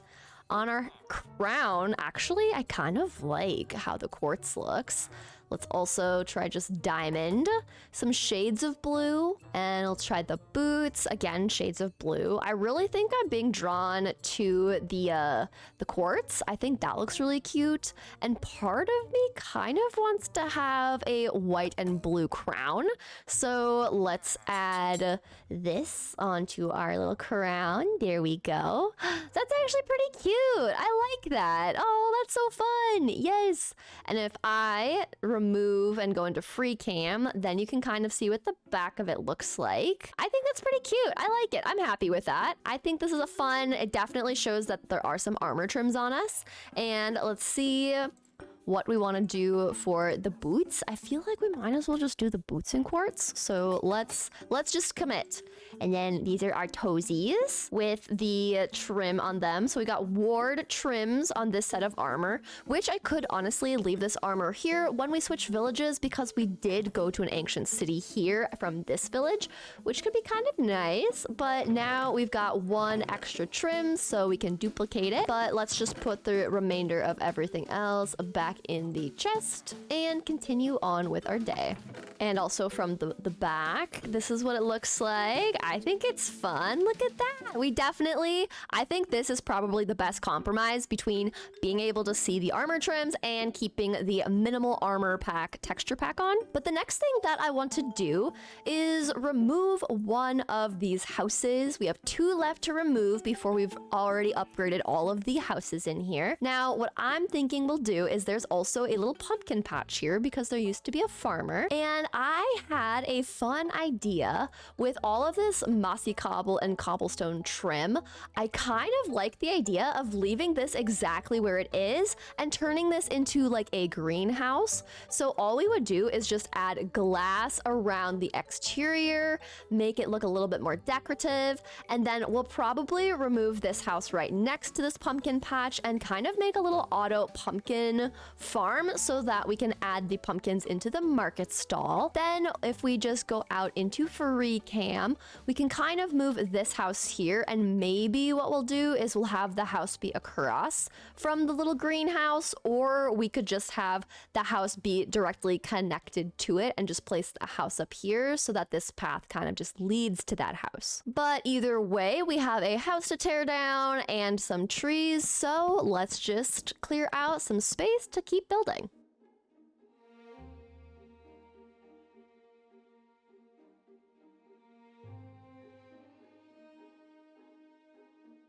All right, I've cleared out some more space and we have an outline of where our house is going to go. And I do think that I'm just going to leave our little pumpkin patch as is. This will be the original one from the original little village, but I do like the idea of adding like another little pumpkin patch, but we'll make this one be more cottagecore, more cute, more organic, not in the cobblestone with the stairs and all of that.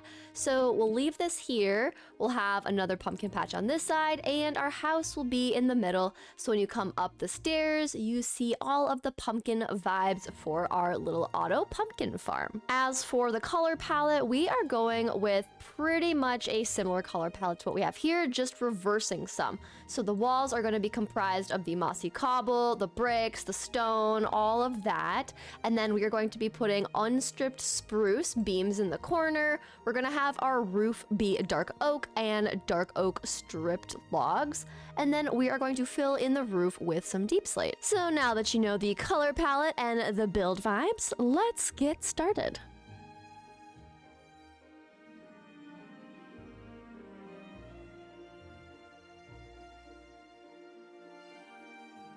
And we are taking a quick intermission to get ourselves some more oak wood, and we are going to go down and use the auto tree farm to collect up some more. So we're just going to swim down our little chute. I should really get some like frog lights or glowstone or something because it's very dark. There we go. Gotta love the night vision. Okay, let's grab some bone meal. We'll fill up our inventory so it doesn't keep spitting things out at me, and let's get some items.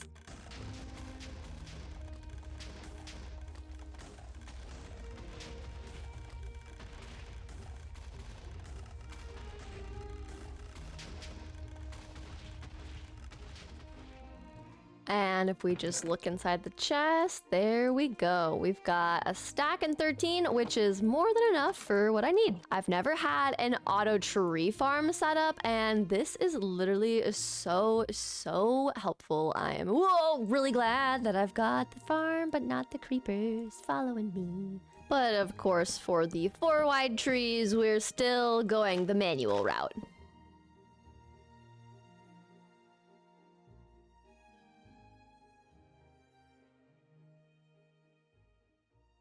All right, we're at the point where I've started to get the chests and hopper system set up, because this second level is where we're going to set up our little pumpkin farm. And then we're gonna have the rails going back and forth here. We're gonna have a layer of dirt and the pumpkins, observers, and all the little redstone things up here too.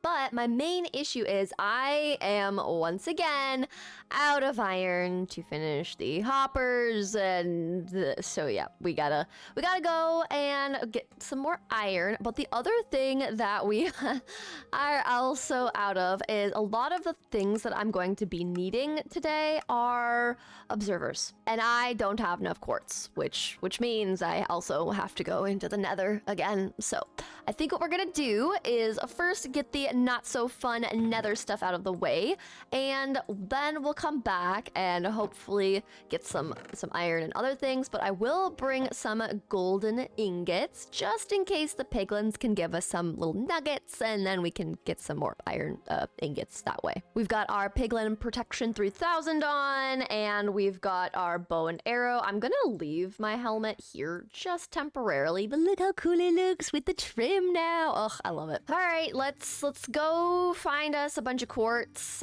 I hope that we get a lot. We then spent the next bit of time in the nether collecting up all of the necessary quartz until we had over 5.5 stacks. Then it was time to get out of the nether and get back to building. All right, we are back in the overworld. We can put the piglin protection 3000 back, and we're gonna get back to building. We're also going to go and grab our emeralds because I needed more redstone as well. All right, let's do some trading. Hello, my buddy. Give me all your redstone, please. Thank you very much. And while we wait for them to unlock their redstone trade, we're gonna go to bed and then keep working on setting up our little auto pumpkin farm.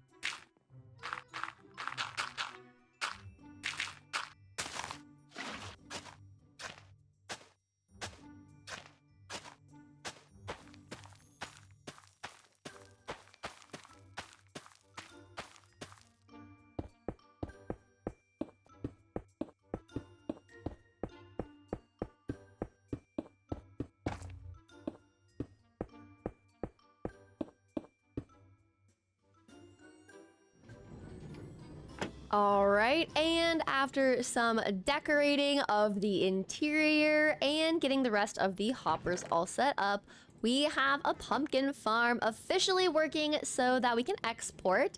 And we've got all of our pumpkins getting collected up by the minecart, and everything in here is looking good. And since we officially completed the spruce tree farm project, we can check that off the list. And we also made our pumpkin auto farm and export, so we can check this off the list as well. So the last projects on our board are to fill up the coarse dirt and fern market stalls, as well as the potato one, make some smaller boats and a giant ship inside our harbor, and upgrade the last villager house, as well as a doghouse for Arlo, and making a wolf sanctuary. The last thing that I want to do is make a cozy little pumpkin patch right here, which does require us to get a water bucket and some hose, as well as some pumpkin seeds. We'll also convert a bunch of our dark oak into fences to create a little perimeter around our pumpkin patch. And we'll add a composter, fill up the water, and we'll get our water bucket in here, fill that in with a slab, and start creating our little pumpkin patch.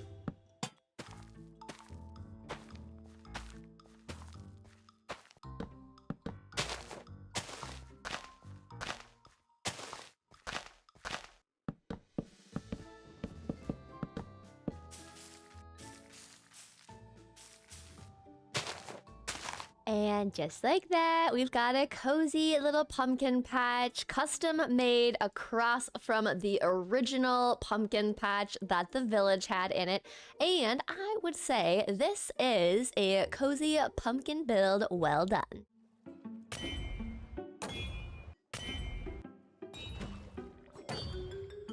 I've been attacking Trident Drown in this river for quite some time, and I finally got myself a trident, and I am super excited about it, and I just threw it somewhere. There it is. And I want to start off today by quickly going over to our enchanting table to see what enchants we can get on this bad boy. And while we do some enchanting, I'm going to talk about what else we're going to do for today. I want to continue checking off some tasks off the tasks board, and specifically, I want to add some more life to our docks area. So I think I want to add a giant ship and some smaller ships into the bay, into our harbor here, so that it looks like they are coming to collect some of the items for transport. Now let's take a quick break. Impaling. Do we get anything else? Just impaling. Okay.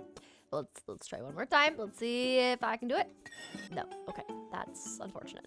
So we'll just leave this in here and come back. But I am super happy we finally get a trident. I think I would love to be able to get Riptide, because then we can kind of just zoom in between these water puddles and just, you know, have some fun with the water around our area. But for now, we are going to just get started working on checking those tasks off the task board.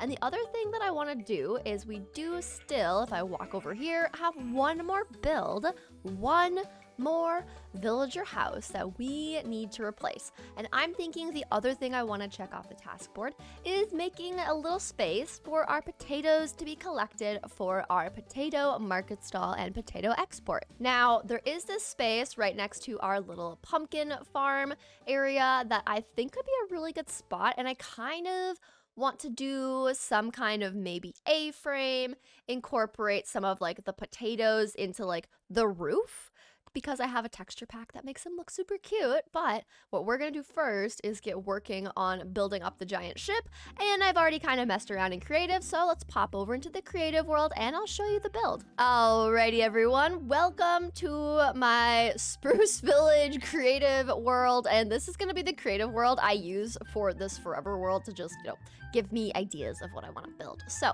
this is the big boat that I want to have in the harbor. Now, I've never built a boat before, ever. So this was kind of just my attempt based on looking at some concept arts, what other people have done, and then adding my own little bits and bobs to it. I did want to make sure there's like windows. So underneath here, this is kind of like captain's quarters maybe, or just extra like special storage. But we've got some little, you know, port peepholes so we can like look at what's going on. I do love the idea of having some villagers on here, but that could be hard to get them on here. I also thought it would be kind of fun if we could get pillagers and just, you know, sit in the boat with them until they break their crossbow and they're just like passive again.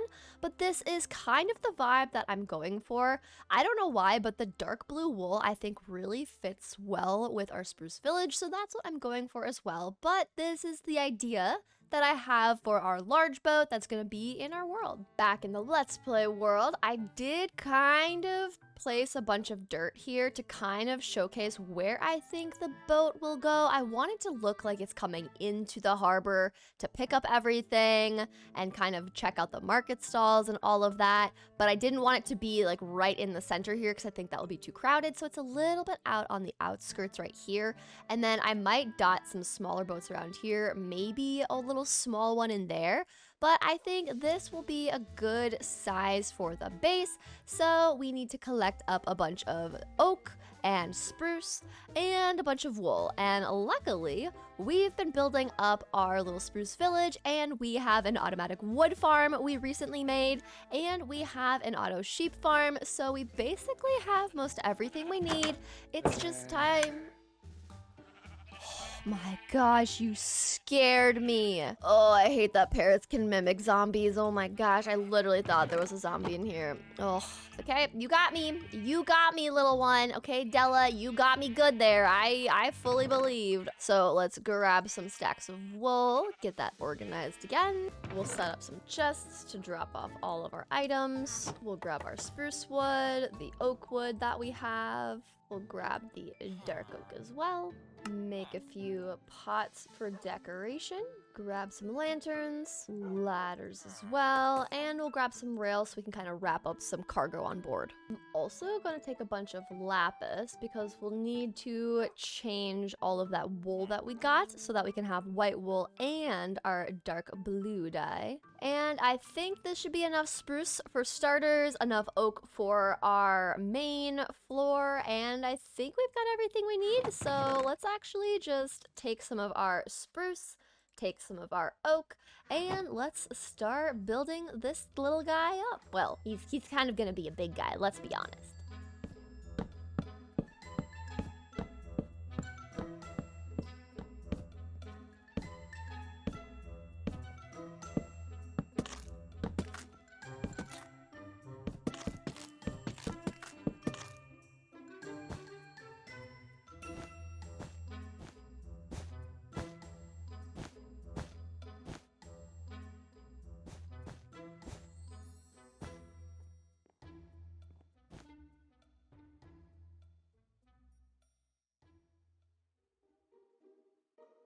All right, here is our ship entering the harbor, and I think this looks super cool. I'm actually very proud of the fact that we made this lovely ship. First time making a ship, I'm actually pretty proud of myself. I'm definitely glad I did creative mode first to kind of figure out what I wanted this to look like. And honestly, the interior is pretty simple, just lots of crates, lots of barrels, chests, pots, plants, lanterns. We've got a little spot here where we can kind of steer the ship. I still need to like figure out what I want to put here. I'm not exactly sure what's the best way to make a steering wheel, so let me know. I'm thinking an item frame, but I don't know what would go inside here that would work. But then coming down the stairs, we can go into kind of like the little captain's quarter, and there's just like some books, maybe some like stories and journals from adventures at sea can go in there. But this is our boat, and I'm really happy with it. I think the blue tones also look really good with our area as well. And with the ship officially done, we can cross the giant ship and harbor off the list. So we'll just delete giant ship, and we've got a check mark, and there we go. One task done, and we just got some smaller boats and the potato export left. But first, let's take a snooze and then start working on some of those smaller boats.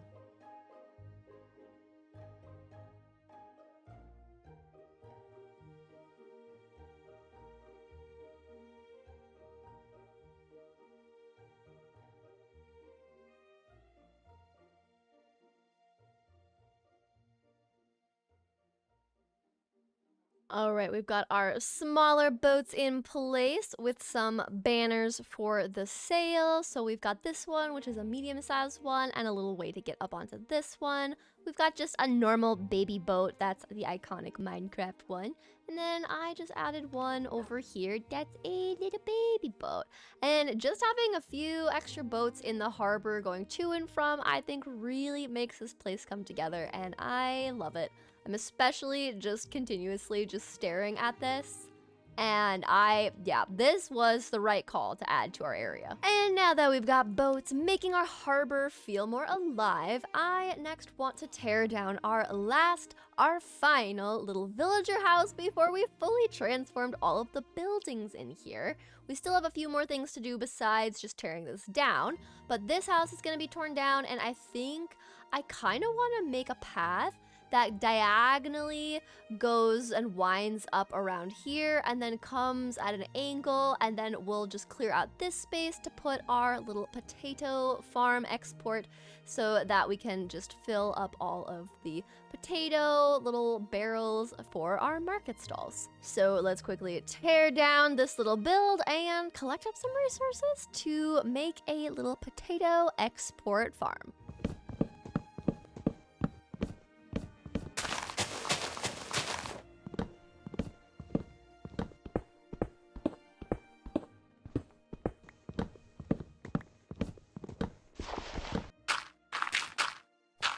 Now, as far as where I think we'll start winding up our staircase, we will have it wind up right in here. So if I just go like so, and then we just gotta remove a bunch of these trees above on this plains here, this little flat area, and we are going to be getting a 18 by 18 space cleared. So we got quite a few trees to remove in this zone, and the build style that I think I want to go for is the iconic, cozy, spruce A-frame type of a vibe. And then we're going to put a big old potato field in there, stick a villager farmer in there that trades potatoes, and then we're gonna have another villager that's going to be behind a little doorway that the potato farmer will then throw potatoes to, landing in a little hopper minecart system and going into the chest so that we can collect all of our potatoes for the market stall. So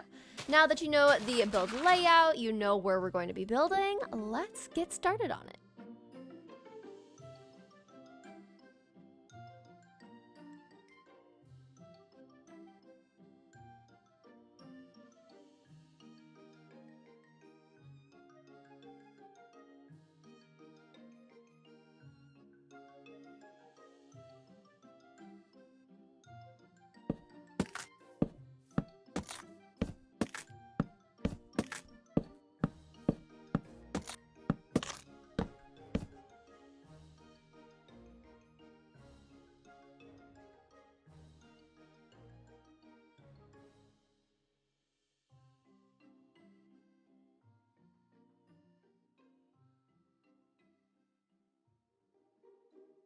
All right, we've got our potato field all set up. Now all we need to do is bring in our farmer villager. So what I'm going to do is I actually randomly was able to recover a villager from inside our nether portal roof.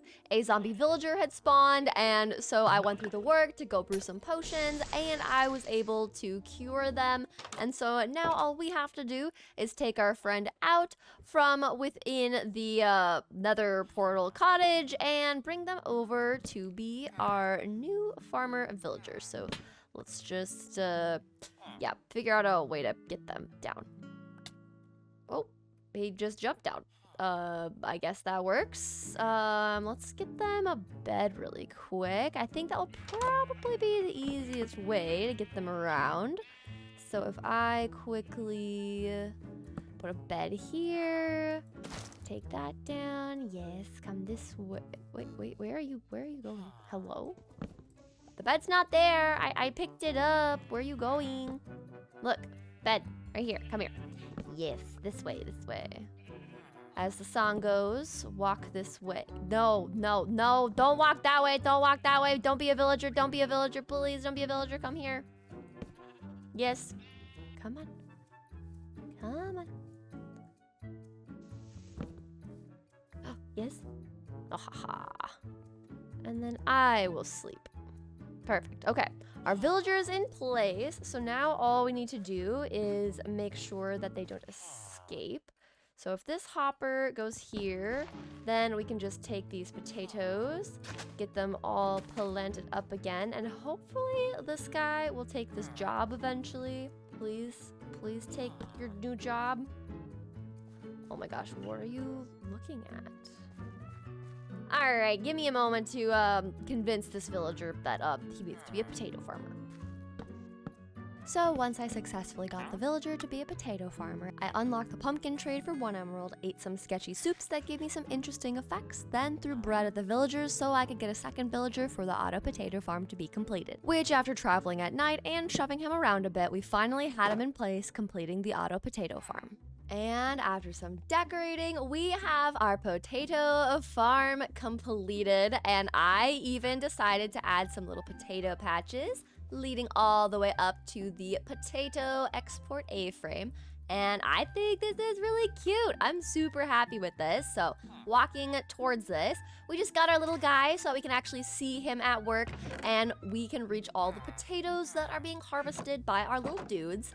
We've got 2 entrances on both sides, and then we've just got some storage barrels where I already did level this guy up to master, which means we can finally get the golden carrots, and we do have the 1 pumpkin for emerald trade, which works really well since we do have our little pumpkin export farm over there. As for the rest of this, we've just got a bed, more barrels and storage, we've got some hanging lanterns, and then just some leaves and barrels around the exterior.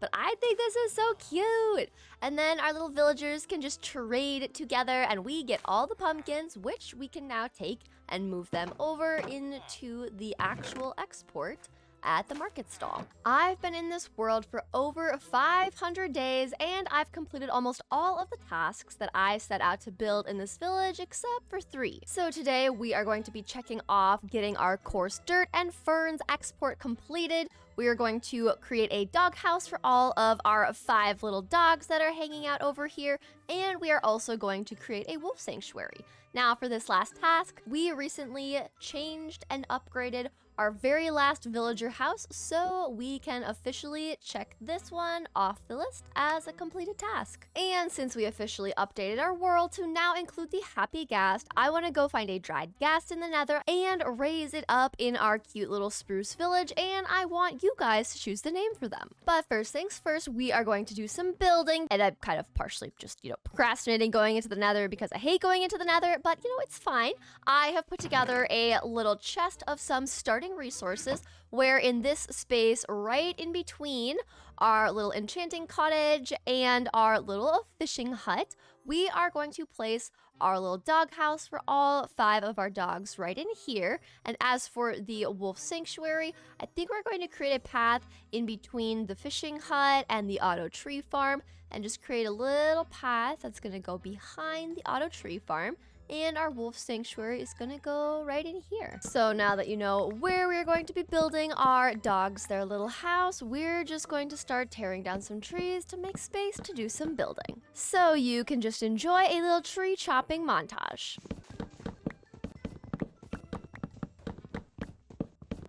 All right, we've got the trees cleared out and a little outline in place. I think I want the first floor to be more storage, and then we'll have a little staircase that goes up into the 2nd level where all of the little dog beds are gonna be, and I think we'll make them with some carpet, some nice fuzzy wool carpet to keep them nice and comfy cozy.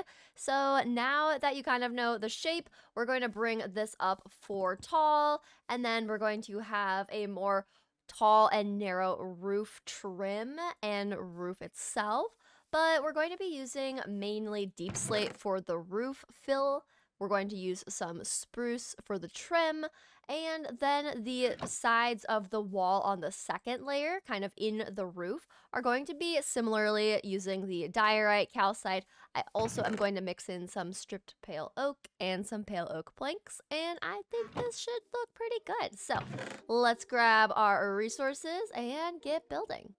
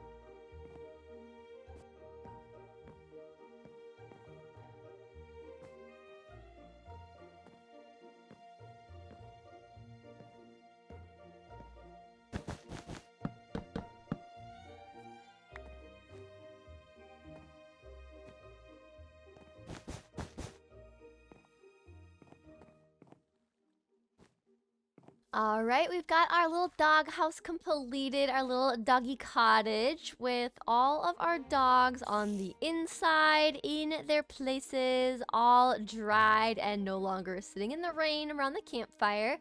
We've got some barrels for their storage items if they want to keep any bones, any leads, anything like that, but just very simple storage. And same down here with a Maximilian kind of manning the front door, keeping watch. Then we just got some pots, some lanterns, leaves, and some extra storage here as well. But with the doghouse completed, it is next time to move on to our wolf sanctuary. So what we're gonna do is go mark out the area where we are going to make our little wolf sanctuary. I do like how our fox sanctuary looks, and so I think I want to mimic this pretty close with just using the stripped and unstripped wood logs. I don't know if I'll use spruce. I think I probably will just because everything else is spruce here. But for now, we're just going to move some of our spruce wood over there and get started on that side of things. So we'll take our bed, our crafting table, and let's just go map out an area for our little wolf sanctuary. Okay, I set down a crafting table and a bed, and we are right here for perspective, and I'm thinking that will create the wolf sanctuary on top this hill. So first I want to start off by removing the trees so we can have a clearer view of where we're going to be working, and then we will be able to get the supplies we need to actually build out the wolf sanctuary and bring our friends over.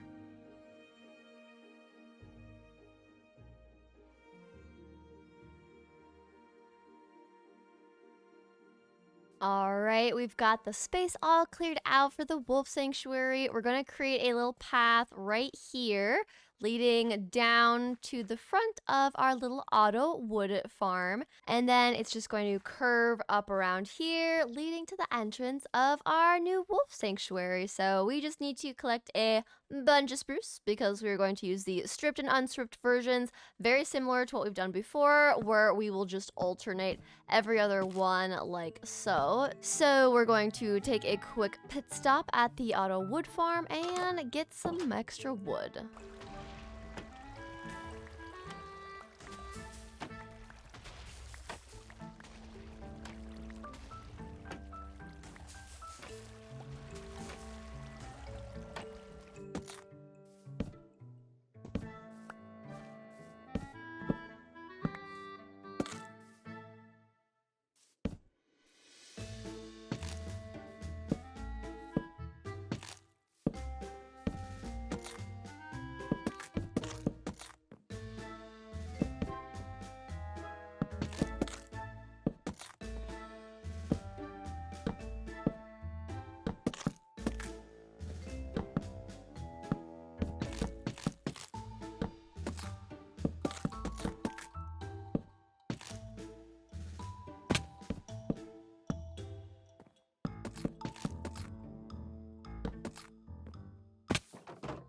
With the entrances in place, I next want to go looking for some wolves, and I saw a little guy over here, and it looks like there's also two over this way. So what we're gonna do is go track down some wolves, and I'm not going to be taming them, which means that any sheep that we run into along the way could be wolf food, so we just have to be careful of that. But let's go grab our wolf friends.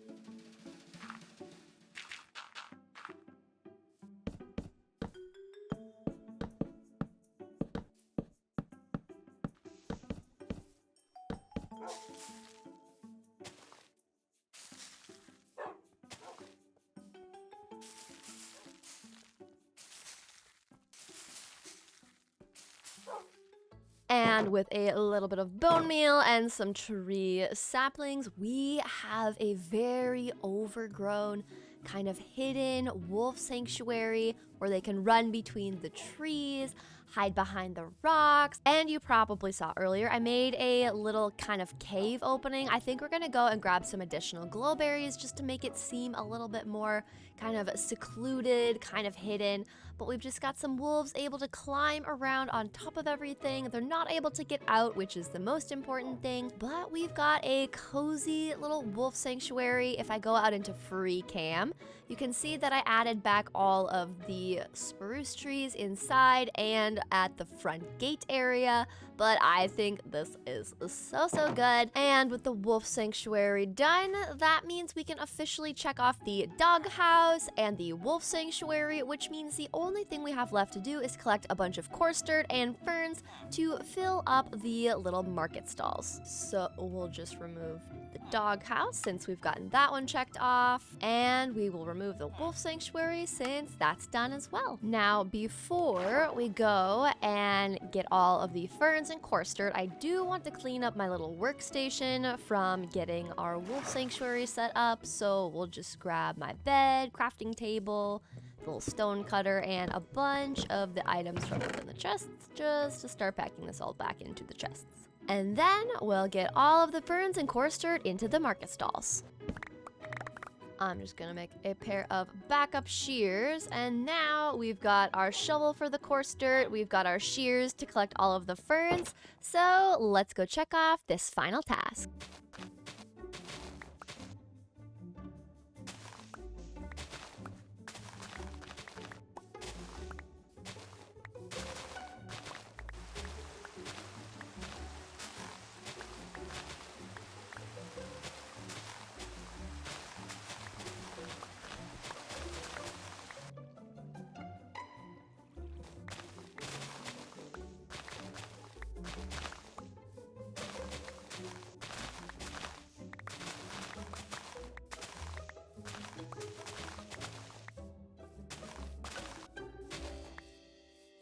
Well, we found a trail ruin, so I definitely need to mark this to come back and kind of see what we can find here. But that is super exciting. I love trail ruins. Oh my goodness. Okay, let's just do a little dig down.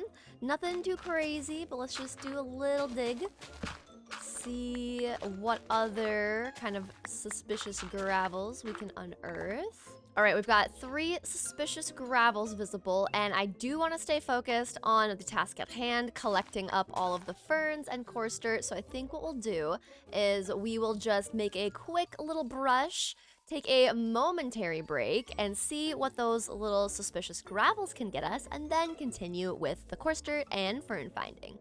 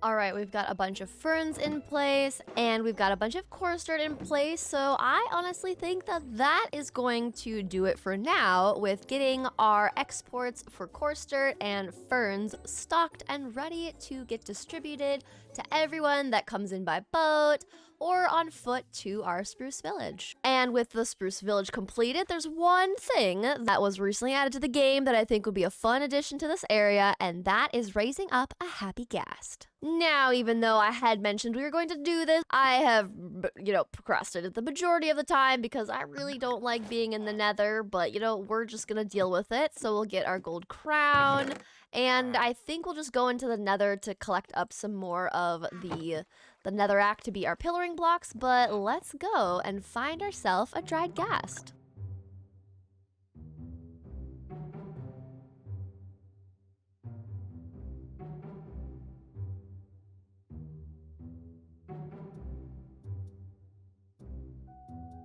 Oh boy. Oh, I see bones. I see bones. Okay, don't die to the ghast. There's always a ghast over here. Ah! No. Hiya. Yes.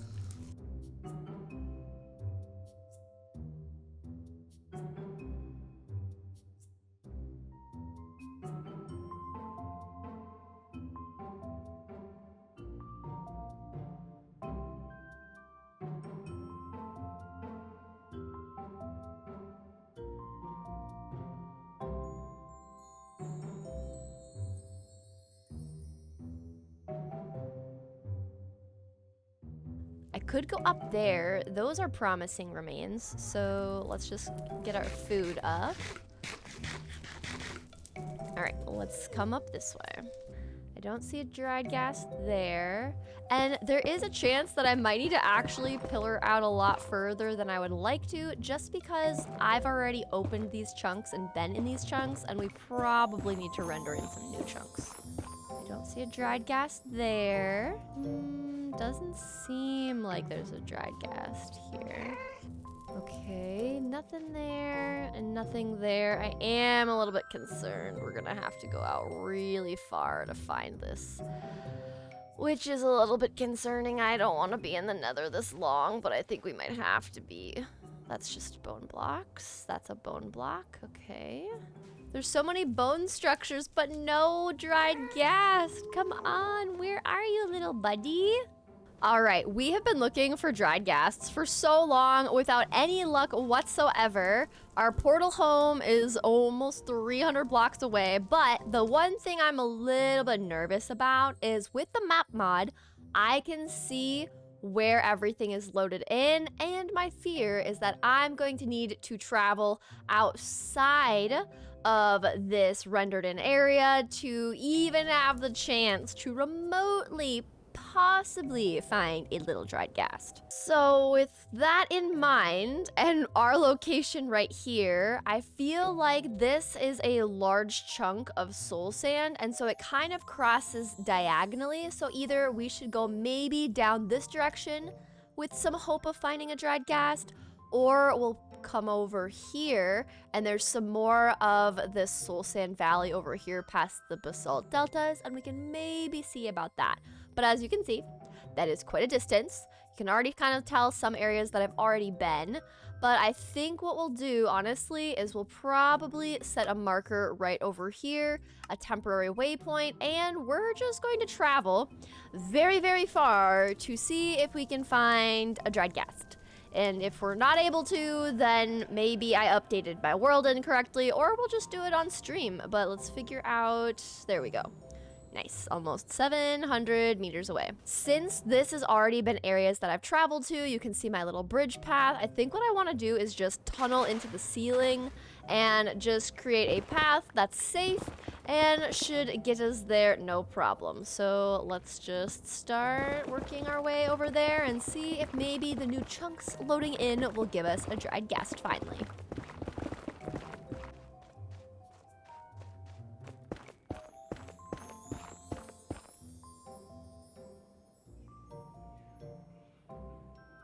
Oh my gosh, yay! I was so concerned. We finally got new chunks. Here we are, look at them. It's so cute, oh my goodness. Okay, I need storage. I need space. Oh my gosh, okay. Do I need like my silk touch? Whoa, okay. Do we just... Oh, that picks up really easy. Look at the recipes! Oh my gosh, the harnesses! Oh my gosh, look at it. It's so little and cute. Oh my gosh, look at it. Oh, look at that little face. Oh my gosh, okay. Now, oh gosh, okay. We got big gas problems. Where are you? Okay, now we just need to figure out how to get back home after this. But I am kind of curious. What happens if I can find more of them? You know, that would be pretty cool.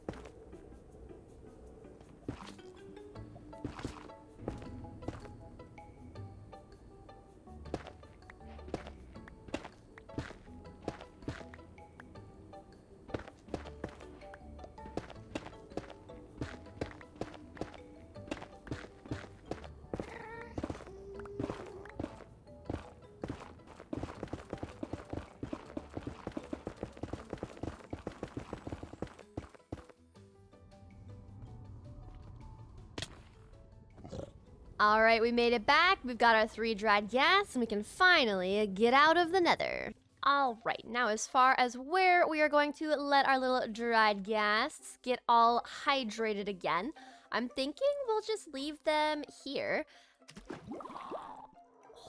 Whoa, that's so cool, the sounds they make. Stay hydrated. Place a dried gas block into water. And look at them, look at the little sparkles. Oh my goodness.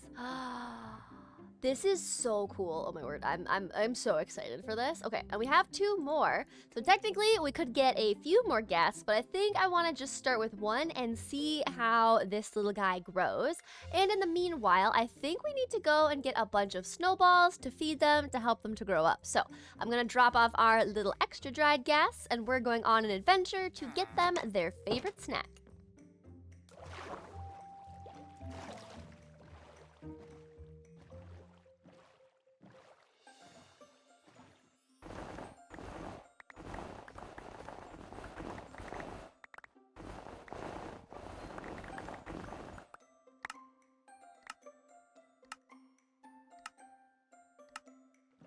All right, we've got a bunch of snow blocks, a bunch of snowballs, so that should definitely be more than enough to give our little new ghast friends some snacks. And now we'll get to see how they are coming along in their little growth spurt. I don't think I can feed them snowballs quite yet. I think they actually have to be in their hydrated state and grown, but we're gonna find out. This is all new territory, having the little dried ghast in the game. All right, it looks like they're still getting hydrated, so we'll let them be.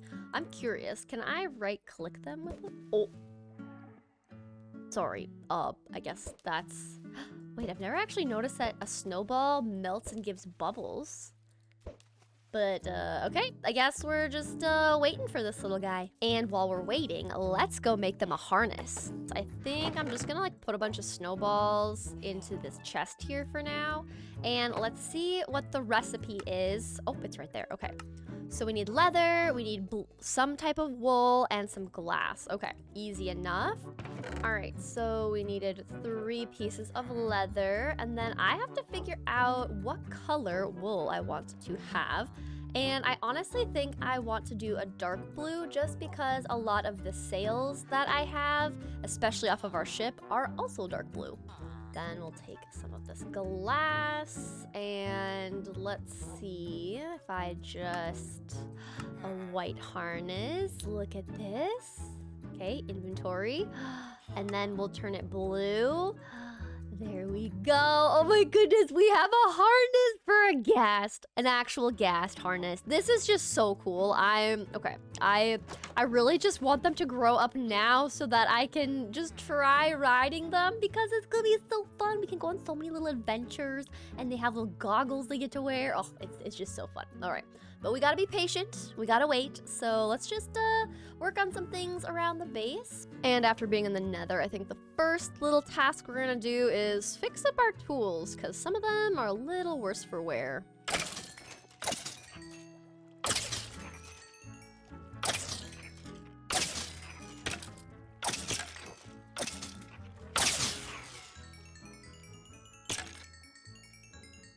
All right, all of the tools are mended up, and since it's been quite a bit, we're gonna see if our little dried ghast has grown up yet. Oh. Well, they certainly grew up. Oh my goodness, look at him. Look at his happy face. Oh my gosh, that's so funny. Okay, wait. We need to go get, we need the harness. Look at him. Look at him just floating. He's like a balloon, just a wild balloon that's not going to ignite everything on fire. Oh my gosh, this is so funny. Wait. If I go get the snowballs, does he follow me? Look at you! Oh my gosh!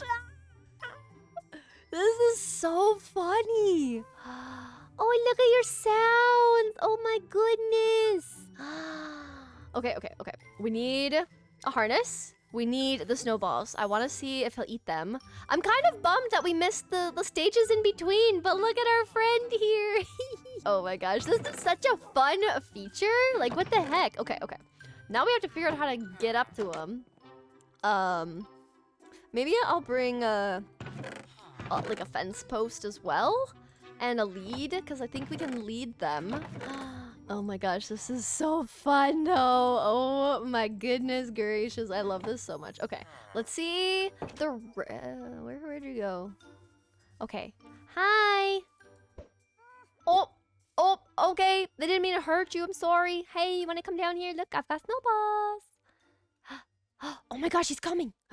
Hey, oh, I've got him. I've got him. Look at him. Oh my gosh, you're like a pet balloon. Wait, no. Oh my word. Okay, hang on. Hi. Wait, come. Nope, I don't want to eat the berries. Nope, wait, I got snacks. Oh my gosh, look at you. What on earth? This is so fun. Look at this, guys. He's ready for an adventure. Oh my word. All right, we've got our little friend tied up like a balloon, and there are some pillagers over there. So we are going to grab some additional boats, get them in said boats, and then I am going to work on getting them to remove their crossbows so that we can have the crew for our cargo ship. So let's just firstly get our shield on us and get ready to drop off a lot of boats really quickly. Ow. Okay, there's a boat. There's this boat. Go in there. Thank you. You two go in there. Yes. Okay. Now if I move further back, will they follow me? Okay. Follow me. Go in there. Yes. Okay, one in the boat. Are they all in the boats? Okay, cool. This will be a future red problem. Let's get back to the task at hand, which is our cute little ghast friend, which we're also going to need a name for them. So comment below what we should name our new little ghast friend, because they are absolutely adorable. And since we were able to complete the doghouse, we were able to complete the wolf sanctuary, and we officially have our little ghast friend. That is going to be everything I wanted to do in today's episode. So now the only thing we have left to do is to go with our little ghast friend off to our next village. So I will see you guys over at the next village. I hope you enjoyed today's episode. Don't forget to subscribe if you're new, like the video, and I'll see you next time. Bye everyone.